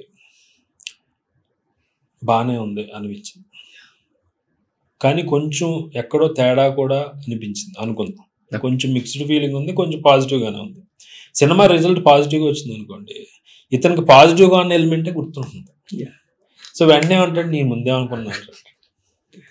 సో ఒకటి ఏంటంటే నెగిటివ్ అనుకోవచ్చు, నెగిటివ్ అనుకున్నది హిట్ కూడా అవ్వచ్చు. అప్పుడు ఇటు మాట్లాడు కదా, మనసులో అమ్మా నేను ఇలా అనుకున్నది హిట్ అయిపోయింది అనుకుంటాడు, కానీ చెప్పడు కదా వేరే వాళ్ళకి. సో అంత ఈజీ కాదండి ట్రైలర్ వల్ల. అలా అనిపిస్తుంది ఆ మూమెంట్లో. చాలామంది అనుకునేది ఆ విషయంలో కరెక్ట్ ఎందుకు అవుతుందంటే, ఎక్కువ సినిమాలు ఫ్లాప్స్ కాబట్టి. ఇప్పుడు 100లో 1-2 హిట్ అవుతున్నప్పుడు చాలా మంది ఫ్లాప్ అని ఫీల్ అయ్యి కనెక్ట్ అవుతుంది కాబట్టి అలా అనుకుంటారు. ఫిల్మ్ ఆస్పిరెంట్స్ ఎవరైనా నువ్వు ఒక మంచి ఫిల్మ్ టెక్నీషియన్ అవ్వాలి అని అంటే బుక్స్ తప్పకుండా సజెస్ట్ చేస్తారు సార్. వాళ్ళకున్న దగ్గరలో ఎవరు ప్రతి ఒక్కరు సజెస్ట్ చేసేది హాలీవుడ్ స్టైల్. బట్ వాళ్ళ సినిమా స్టైల్ వేరే, మన సినిమా స్టైల్ వేరే. వాళ్ళని కాపీ కొట్టాలని ట్రై చేస్తున్నా, మన బడ్జెట్స్ అలా లేవు, మన ల్యాండ్స్కేప్స్ కూడా అలా లేవు. బట్ ఇందులోని ఎంతవరకు మనకు ఆ బేస్ కానీ ఆ పునాది కానీ ఎంతవరకు హెల్ప్ అవుతూ ఉంటుంది. అండ్ నాకు తెలిసి తెలుగు రీజియన్లోని Bommalata is the best channel sir. అసలు ఎంత కంటెంట్ దొరుకుతూ ఉంటుందంటే, మొదలుపెట్టిన ప్రతి టెక్నీషియన్ చూస్తుంటే సినిమా మీద క్రాఫ్ట్ నువ్వు పెంచుకుంటూ వెళ్ళిపోవచ్చు. నాకైతే అలా అనిపించచ్చు. నేను ఒక రెగ్యులర్ ఆడియన్స్, నాకు తరుణ్ భాస్కర్ ఫస్ట్ ఇంటర్వ్యూ చూసి రీసెంట్ ఇంటర్వ్యూ చేస్తుంటే ఎంత ఎవాల్వ్ అయ్యింది ఆయన మాటలో అదంతా కూడా. బట్ మీరు అనుకున్నది స్టార్టింగ్ లో బొమ్మలాట గోల్ ఏంటి, ఇప్పుడు దాని జర్నీ ఎంతవరకు వెళ్ళింది? సో నా గోల్ అయితే అదేనండి. ఫస్ట్ నేను బొమ్మలాట స్టార్ట్ చేయడానికి ఆ యూట్యూబ్ ఛానల్ అది మల్లేశం రాస్తున్న అప్పుడు స్టార్ట్ చేశాను అనమాట. మల్లేశం అప్పుడు నేను I was searching for assistant writers. ఒక అనౌన్స్మెంట్ ఇస్తే ఒక 40 పీపుల్ వచ్చారు. వస్తే ఆ 40 మందితో నేను మాట్లాడాక నాకు అర్థమైంది ఏంటంటే 40 మందిలో ఓన్లీ 2 దొరికారు నాకు క్యాపబుల్ అన్న. మిగతా మంది అందరితో మాట్లాడాను కదా, ఒక విధంగా చెప్పాలంటే జాలేసింది. అంటే they are ignorant of so many things that are happening in the industry. ఒకటి. రెండోది ఏంటంటే they are ignorant of the craft itself. Okay. So కొంచెం ఏదైనా అడిగినప్పుడు సీన్ గురించి ఓ సీన్ రాయమని ఇచ్చినప్పుడు, లేదా అరే కొంచెం బాగానే రాస్తున్నాడు కానీ కొంచెం ఇతను పదును పెట్టుకుంటే బాగా షైన్ అవుతాడు అనిపించి నేను అతను చెప్పాను, ఇలాగా ఈ బుక్ చదవండి మీకు ఉపయోగపడుతుంది అని. జరిగి ఒక అబ్బాయి అన్నాడంటే బుక్స్ కూడా ఉంటాయి సార్ అన్నాడు. అతను పల్లెటూరు నుంచి వచ్చాడు, he's very new to the industry. అంటే బుక్స్ ఉంటాయి ఇలాగ అని చెప్తే అలాగే 2-3 ఇగ్నోరెంట్ క్వశ్చన్స్ వచ్చేసరికి అరే పాపం చాలా వాక్యూమ్ ఉంది ఇక్కడ. ఓకే. సో ఇప్పుడు నాకు ఎదురైన చాలామంది పీపుల్ ఏంటంటే నిజంగా జెన్యున్గా వాళ్ళకి నేర్చుకోవాలని ఉంది కానీ డబ్బులు లేవు. ఒక ఇన్స్టిట్యూట్కి వెళ్ళి ఇన్స్టిట్యూట్లో ల్యాక్స్ ఆఫ్ అవుతుంది ఖర్చు, అంత మనీ లేదు. రెండోది ఇంకొకరికి నేర్చుకోవాలని ఉంది, ఒక ఏడీగానో ఏదన్నా, కానీ ఆ నెట్వర్క్ లేదు. సో ఇంత గ్యాప్ ఉన్న వీళ్ళకి నేనేం చేయొచ్చు అన్న థాట్లోంచి బొమ్మలాట అనేది పుట్టిందనమాట. సో అప్పుడు మనం కంటెంట్ ఇద్దాం, ఫ్రీ కంటెంట్. ఇప్పుడు నిజంగా ఏడీగా జాయిన్ అయ్యాడు ఒక వ్యక్తి అనుకుంటే, నిజంగా ఏడీ కూడా ఆ డైరెక్టర్ని అన్ని క్వశ్చన్స్ అడిగే చనువు కూడా ఉండదు మామూలుగా. సో అలాంటి ప్లాట్ఫామ్ ఎందుకు క్రియేట్ చేయకూడదు అని కంప్లీట్ బొమ్మలాట ఉద్దేశమే complete technical interviews about the crafts of cinema. So writing అవ్వచ్చు, ఇంకా మేకింగ్ అవ్వచ్చు. సో చాలా అంటే ఎంతవరకు సక్సెస్ అయింది అంటే అంటే అంటే చెప్పుకుంటే సోత్కర్షగా ఉంటుంది కానీ సో అంటే దానికి సబ్స్క్రిప్షన్స్ తక్కువే ఉంటాయి, కానీ ఎవరైతే ఉన్నారో వాళ్ళు హార్డ్ కోర్ ఫాలోవర్స్ అనమాట. చాలామంది మెయిల్స్ చేస్తుంటారు, వాళ్ళ స్క్రిప్ట్ లాస్ట్ పేజ్ చూపించి ఫోటో తీసి 150th పేజ్ ఈ స్క్రిప్ట్ కంప్లీట్ అయింది కేవలం బొమ్మలాట ఛానల్ వల్ల అని ఎక్కడో ఒక అమలాపురంలో ఉండే కుర్రాడు పంపిస్తాడు. సో అంటే ఇంకా చెప్పుకుంటే ఐ డోంట్ వాంట్, చాలా ఉన్నాయండి స్టోరీస్. అంటే నన్ను సడన్గా రోడ్డు మీద ఆపి నాకు అంటే ఆ అబ్బాయిది ఆ రోజు సినిమా ఓపెనింగ్ అయింది అనమాట. వాళ్ళ ఆఫీసు ఓపెన్ అయింది, నేను ఆ రోజు వెళ్తున్నా కార్లో, అతను చూసి ఆపుతున్నాడు ట్రాఫిక్లో, నా కారు ఆపుతున్నాడు. ఇదేంటి రోడ్డు మీద కారు ఆపుతున్నాడు అని నేను అంటే, సార్ మీరు ఇదే కదా బొమ్మలాట అజయ్ వేగేసిన అంటే, అవునండి సార్ నాది సినిమా ఓకే అయింది, ఇవాళ జరుగుతుంది, కేవలం అది బొమ్మలాటలో చూసిన వీడియోస్ వల్లే అయింది. సో ఒకళ్ళు నమ్మి నన్ను 2 కోట్లు నా సినిమాకి పెడుతున్నారంటే అది మీరు ఒకసారి రావాలి అని కోఇన్సిడెంటల్గా అదే రోజు ముహూర్తం. సో అలాగా చాలా ఉన్నాయండి ఇన్సిడెంట్స్ వేర్ ఒక అబ్బాయి అయితే అతను 2-3 వెబ్ సిరీస్ రాసుకున్నాడు అనమాట. అతనే వెబ్ సిరీస్ కూడా వచ్చినాయి టమటా మీడియాలో. సో ఆ అబ్బాయి ఇలాగ మామూలుగా వెళ్తుంటే మణికొండలో అతను రోడ్డు మీద కనిపించి ఇలాగ అజయ్ వేగేసిన గారు అంటే చాలా ఎమోషనల్ అయిపోయాడు ఆ అబ్బాయి. అయిపోయి సార్ మీరు ఏం చేస్తున్నారో మీకు తెలియట్లేదు సార్, మీరు ఎంతమందికి ఉపయోగపడుతున్నారు అనేది అని చెప్పి, మీరు నాకు చేసిన దానికి నేను మీకు ఏమీ చేయలేను కానీ ఒక్కటి మట్టికి చేస్తానండి, I want to hug you once. So అసలు నాకు చాలా ఎమోషనల్ అయిపోయింది అనమాట అలా. సో అలాంటి స్టోరీస్ చాలా ఉన్నాయి. అంటే సక్సెస్ అయిందా అంటే అంతమంది ఎవరైతే డబ్బులు లేవు లేదా నెట్వర్క్ లేదు అని బాధపడుతూ రూమ్లో ఉన్నారు, వాళ్ళని అంతలాగా వాళ్ళు స్క్రిప్ట్ పూర్తి చేసుకునేలాగా వాళ్ళకి సినిమా జరుగుతుంది, వాళ్ళు వెబ్ సిరీస్ చేస్తున్నారు. సార్ అంటే ఒక టీచర్ గా ఎక్కువ సాటిస్ఫాక్షన్ వస్తుంది, ఒక టెక్నీషియన్ ఎక్కువ సాటిస్ఫాక్షన్ వస్తుంది? టీచర్ గా ఎక్కువ వస్తుంది. టీచర్ గా చాలా ఎమోషనల్ ఉంటుంది అసలు. ఇంటర్స్టెల్లార్ రిలీజ్కి వెళ్ళాం. రిలీజ్కి వెళ్తే అక్కడ మధ్యలో ఇంటర్వెల్ బ్రేక్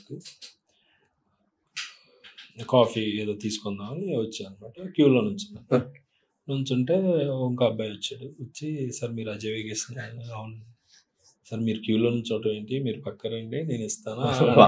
సరే అది ఓకే, అక్కడ వరకు ఓకే. సరే ఏంటంటే కాఫీ అంటే కాఫీ. తర్వాత కాఫీకి నేను అక్కడ షుగర్ ఇది ఉంటుంది కదా సాషే, అది తీసుకుంటున్నాను. తీసుకుంటే అతను అన్నాడు, సార్ షుగర్ వేసుకోకండి సార్ అన్నాడు. అరే ఎందుకమ్మా అంటే, సార్ అది మీరు ఇదివరకు ఇంటర్వ్యూలో చాలా లీన్గా ఉండేవారు, ఇప్పుడు కొంచెం లావ్ అయ్యారు సార్, మీలాంటి వాళ్ళు ఉండాలి సార్ ఎక్కువ కాలం, దయచేసి కొంచెం ఏమనుకోకండి షుగర్ వేసుకోకండి అన్నాడు అనమాట. నేను చాలా అసలు అరే ఒక స్ట్రేంజర్ అంటే he's concerned about my health or something, ఇది ఎందుకు మీరు చేయండి, ఇలాంటి చాలా మీరు చెప్తుంటే చాలా గుర్తొస్తున్నాయి. బట్ యా మరి అది సార్. బట్ ఫ్యూచర్ ఒక 10 years తర్వాత బొమ్మలాటని ఎలా చూడాలనుకుంటున్నారు, ఏం చేయాలనుకుంటున్నారు దాంతో? అంటే ప్రొడక్షన్ సైడ్ వెళ్దామని ఉంది. ఆల్రెడీ రీసెంట్ గా కాస్టింగ్ కాల్ వచ్చింది. కాస్టింగ్ కాల్ అది ఇండిపెండెంట్ ఫిల్మ్ జరుగుతుంది, కమీడియన్ అని. అండ్ ఇంకా చాలా ఇండిపెండెంట్ ఫిల్మ్స్ కూడా తీసి తర్వాత మెయిన్ స్ట్రీమ్ దానికి కూడా వెళ్ళాలని కంప్లీట్. ప్రస్తుతం అయితే వర్క్ షాప్స్ నడుస్తున్నాయి, లాంగ్ టర్మ్ కోర్సులు ఉన్నాయి, 6 months కోర్సు అలాగే ఉన్నాయి, వర్క్ షాప్స్ అలాగే ఉంటాయి. సో అది అండ్ ఫ్రీ కంటెంట్ ఎలాగో ఉంది బొమ్మలాటలో. సో మీకు డబ్బులు లేకపోయినా ముందు బొమ్మలాటలో ఆల్మోస్ట్ 350 hours ఆఫ్ కంటెంట్ ఉంది. సో అది చూసినా మీరు స్క్రిప్ట్ కంప్లీట్ చేసుకోవచ్చు. సో నా ఉద్దేశం కూడా అదే. సో ఎక్కడ ఉన్న వాళ్ళకి కూడా వాళ్ళకి ఫ్రీగా కంటెంట్ అనేది. సార్ అంటే ఈ రోజు ఈ మాట చాలా ముందైపోవచ్చు, కానీ ఒక 20 years బ్యాక్ అయినా ప్యూర్ గా Telugu screen play writing book author by లేకపోతే రిటర్న్ బై అజయ్ వేగేష్, ఇది ఏమైనా చూడగలరా? చేయొచ్చు నిజంగా. యాక్చువల్గా వాట్ ఎవర్ కోర్సెస్ మనకున్నాయి అన్నీ ఒక సంగ్రహం లాగా పెట్టి చేయొచ్చు. అంటే I go by my instincts అంతే. అంటే నేను ఏది ఒకటి అంటే సీరియస్గా తీసుకోను. మరి ఆ కెరియర్ అవ్వచ్చు, లైఫ్ అవ్వచ్చు, టూ మచ్ సీరియస్గా తీసుకోను.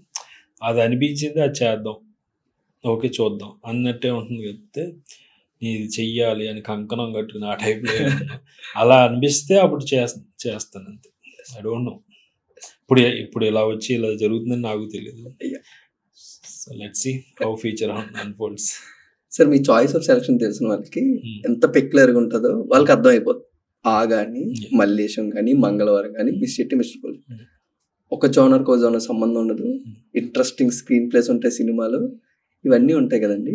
టెక్నీషియన్ గా అంత ఇంట్రెస్టింగ్ కోరుకుని మీరు టీచర్ గా టర్న్ అయ్యి వర్క్ షాప్స్ మీ దగ్గర స్టూడెంట్స్కి వచ్చిన వాళ్ళు, what you want expect from that sir? ఆ స్టూడెంట్స్ ఎలా ఉండాలి అనుకుంటారు? ఒక్కొక్క పర్సనాలిటీ ఒక్కొక్కలా వస్తుంది కదా సార్. అంటే ఇప్పుడు మేము ఒకటి ఇండిపెండెంట్ ఫిల్మ్ తీస్తున్నాం కదా, కమెడియన్ అని, ఆశిష్ అని. He's my student and almost 2.5 years నుంచి నా స్టూడెంట్. సో నాకు అతని వర్క్స్ చాలా ఇష్టం. అంటే అతనిలో ఒక లేయర్డ్నెస్ ఉంటుంది. ఇప్పుడు నేను ఏదైతే సినిమాలు అసోసియేట్ అయ్యానో వాటికి రిలేషనే ఉండదు. ఇది కంప్లీట్ వేరే. ఎనీ న్యూ డైమెన్షన్ నన్ను అట్రాక్ట్ చేస్తుంది. సో అతను చాలా బాగా నచ్చాడు, ఆశిష్ చైతన్య అని. సో అలాగే ఎవరైనా న్యూ అది చూడండి, బాగుంటుంది, రిలీజ్ అవుతుంది. సార్ బట్ ఫిల్మ్ ఆస్పిరెంట్స్ కానీ ఫిల్మ్ ఆడియన్స్ కానీ మీరు ఎప్పుడు చెప్పేది ఏంటంటే ఇన్నోసెన్స్ కోల్పోవద్దు. ఇన్నోసెన్స్ చాలా ముఖ్యం. అది ఉన్నప్పుడే మీలో ఉన్న ప్యూరెస్ట్ ఫామ్ బయటకు వస్తుంది. బట్ ఈ ఇన్నోసెన్స్ అనేది బయట మార్కెట్ వల్ల కానీ సినిమా వల్ల కానీ వీటి వల్ల కరప్ట్ అయ్యే అవకాశం ఉంది అని జరుగుతుంది కదా సార్ కొన్నిసార్లు. బట్ పెద్ద పెద్ద డైరెక్టర్స్ కూడా కొంతమంది కాపాడుకుంటున్నారు చాలా జాగ్రత్తగా.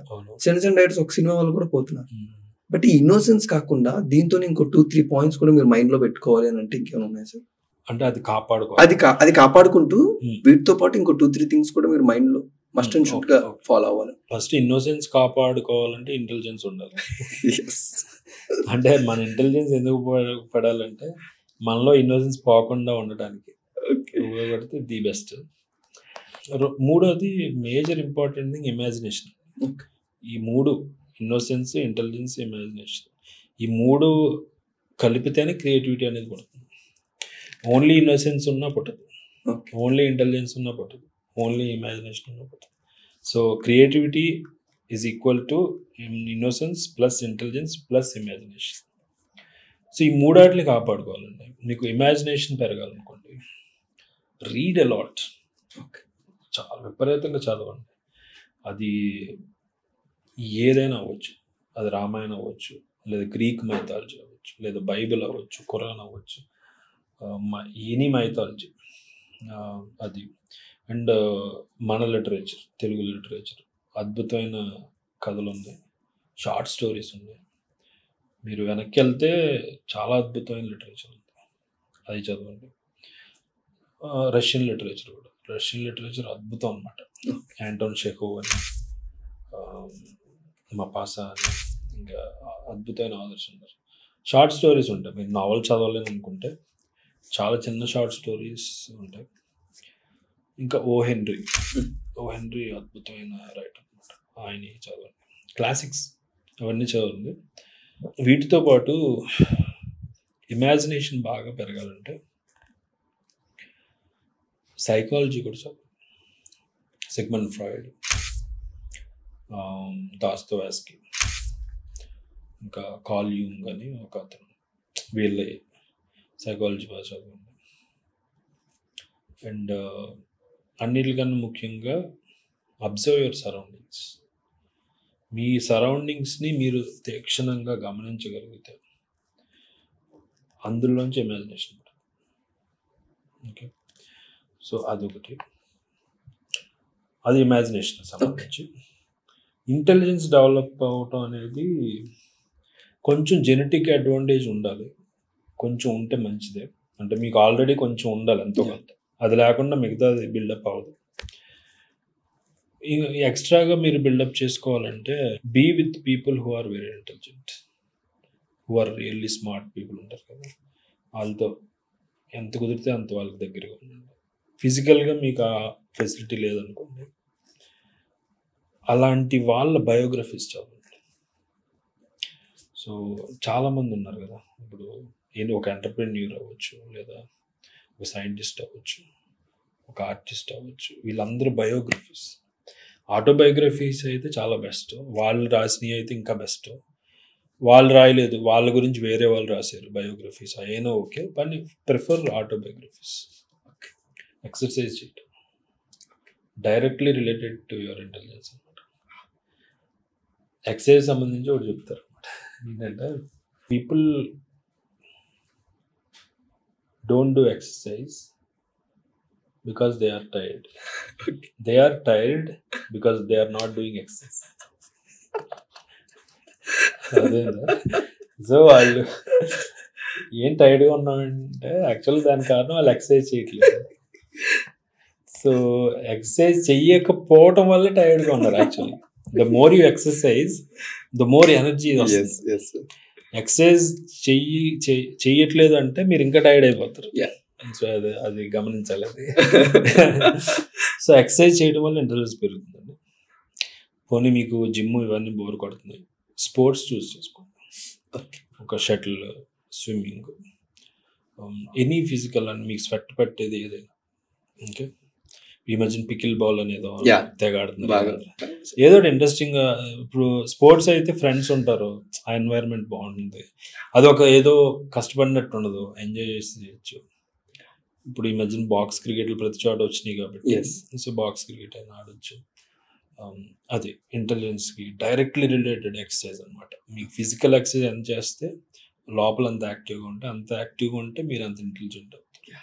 సార్ బ్యాక్గ్రౌండ్లో ఒక కొటేషన్ ఉంది సార్, ఆ కొటేషన్ నేను అక్కడ పెడుతున్నప్పుడు చాలాసార్లు చదువుతున్న ప్రతిసారి కూడా సినిమా ఇష్టపడుతున్నవాడు, సినిమాలో ఉండాలనుకున్నవాడు లైఫ్ అంతా ఈ కొటేషన్ లోనే ఉందేమో అనిపిస్తుంది సార్ నాకు. Cinema can fill in the empty spaces of your life and your loneliness. Cinema చూసేవాడికి ఎక్కువ కనెక్ట్ అవుతుందా, సినిమా చేసేవాడికి ఎక్కువ కనెక్ట్ అవుతుందా సార్? ఎందుకంటే ఆ స్పేస్, ఆ లోన్లీనెస్ సినిమా చేసేవాడికి కొంచెం ఎక్కువ ఉంటుందేమో నా ఫీల్. ఇద్దరికి కనెక్ట్ అవుతుంది. మన లోపలికి మనం వెళ్ళటం మనకి భయం. సో అందుకే మనం 5 minutes కూడా ఒంటరిగా ఉండలేం. సో ఇమీడియట్గా ఫోన్ ఓపెన్ చేస్తాం, లేదా పేపర్ చూస్తాం, లేదా బుక్ చూస్తాం, లేదా ఫ్రెండ్కి కాల్ చేస్తాం, ఏదో ఒకటి ఫిల్ చేసేసుకోవాలి. ఇది మోస్ట్ రిలేటెడ్ టు మనం అంతకుముందు మాట్లాడుకున్నాం కదా, ఒక మనిషి లోన్లీగా ఉన్నప్పుడు ఏదర్ క్రైమ్ వైపు వెళ్ళిపోవచ్చు తేడా వస్తే, లేదంటే ఆర్టిస్ట్ వెళ్ళిపోవచ్చు. సో ఖచ్చితంగా ఆర్ట్ వైపు వెళ్ళినోడు బతుకుతాడు కదా. వాడు ఆడున్న టైంలోనే బతకటం కాదు, తర్వాత కూడా బతుకుతాడు. Life is all about you versus you, and one of the you must die. అంతే కదా. ఇప్పుడు లైఫ్ లాంగ్ మీతో మీరు పోటీ, అంటే అది కాన్ఫ్లిక్ట్ అవ్వచ్చు, ఇది అవ్వచ్చు, ఇది అవ్వచ్చు. యూ వర్సెస్ యూ అంటే ఏంటంటే, మీరున్న ఫిజికల్ యూ ఒకళ్ళైతే, మీ లోపల ఉన్న వర్చువల్ యూ ఒకళ్ళు ఉంటారు. అది మీ సబ్ కాన్షియస్ అనుకోండి, మీలో మీకు చెప్పే ఒక థాట్ ఉంది కదా. So one of you has to die అంటే మీ ఫిజికల్ ఎలాగో చచ్చిపోతుంది. మీ స్ట్రగుల్ అంతా లైఫ్ ఏంటంటే ద అదర్ యూ ఉంది కదా, ద వర్చువల్ యూ, దాన్ని ఎంతకాలం బతికించగలను, దాన్ని ఎంతకాలం బతికించడం అనేది ఒకటి ఫిజికల్ రూపంలో అయితే మీరు పెళ్లి చేసుకుని మీకు ఒకరికంటే ఒక ఫిజికల్ యూ ఇంకోటి ఫామ్ అవుతుంది. మీరు ఎక్కువ ఆస్తి సంపాదించే అంతే, వాళ్ళ జనరేషనల్ మల్టీ జనరేషన్ ఉంది కాబట్టి అలా కాపాడుకోవడం ఉంటుంది. వర్చువల్ యూని క్రియేట్ చేయాలి, లేదా కాపాడాలంటే ఆర్ట్ అనేది ఒక మార్గం. So the more art you create, the more virtual use will be spreading. అంతే కదా. చాలా మంది ఆస్పిరెంట్స్తో నేను స్పెండ్ చేస్తాను కదా, వాళ్ళకి వచ్చే కామన్ డౌట్ ఏంటంటే, సార్ ఈ కథ ఆల్రెడీ వచ్చేసింది కదా అనుకుంటారు. ఫాదర్ సన్ స్టోరీ ఎక్కడో లింక్ అవుతుంది, లేదా ఇంకోటి ఏదో లవ్ స్టోరీ రాసుకోండి, ఎక్కడో చోట లింక్ అవుతుంది. అలా అని వాళ్ళు రాయటమే ఆపేస్తారు. ఒక డైలమాలో ఉండిపోయి ఒక తెలియకుండా డిప్రెషన్లోకి వెళ్ళి ఏది రాసినా వచ్చేస్తుంది అన్నది. చాలామందికి అర్థం కావాల్సింది ఏంటంటే, ఆర్ట్ అనేది ఎప్పుడు కూడా పర్సనల్. ఆ కథ వచ్చి ఉండొచ్చు, కానీ నువ్వు చెప్పలేదు కదా, అది ఇంపార్టెంట్. సో నువ్వు ఎలా చెప్పుతావు, నీ యునీక్నెస్ ఏంటి, నీ పర్సనాలిటీ ఏంటి అందులో అనేది ఇంపార్టెంట్. ఇప్పుడు ఫాదర్ సన్ కథలో బోల్ వచ్చినాయి కదా యానిమల్, అది ఆయన నేను చెప్తే ఎలా చెప్తా. ఇప్పుడు రాజమౌళి గారు ఒకటి తీసుకున్నారు, రివెంజ్ కథలు బోల్ వచ్చింది, అది నేను తీస్తే ఎలా తీస్తా, అక్కడ మొదలవుతుంది ఆర్ట్. సో మీరు వేరే వాళ్ళతో కంపారిజన్ మొదలు పెట్టుకోకూడదు, ఎందుకంటే నేను ఎన్ని చెప్పినా ఫైనల్గా మీ సెల్ఫ్ దగ్గరికి వచ్చి ఆగుతాయి. ఎందుకంటే ప్రపంచం ఏం ఉండదు యాక్చువల్గా. సో ఇప్పుడు నేను మాట్లాడుతున్నానంటే నేను వినయ్తో మాట్లాడట్లేదు, నేను నాతో మాట్లాడుకుంటున్నాను. మీరు మాట్లాడుతున్నారంటే మీరు మీతో మాట్లాడుకుంటున్నారు, ప్రపంచం ఏం ఉండదు. Okay, so it is always you versus you, you versus world అనేవి ఉండదు. సో ఇది అర్థమైనప్పుడు మీకు ఫస్ట్ థింగ్ మీలో ఫియర్ పోతుంది.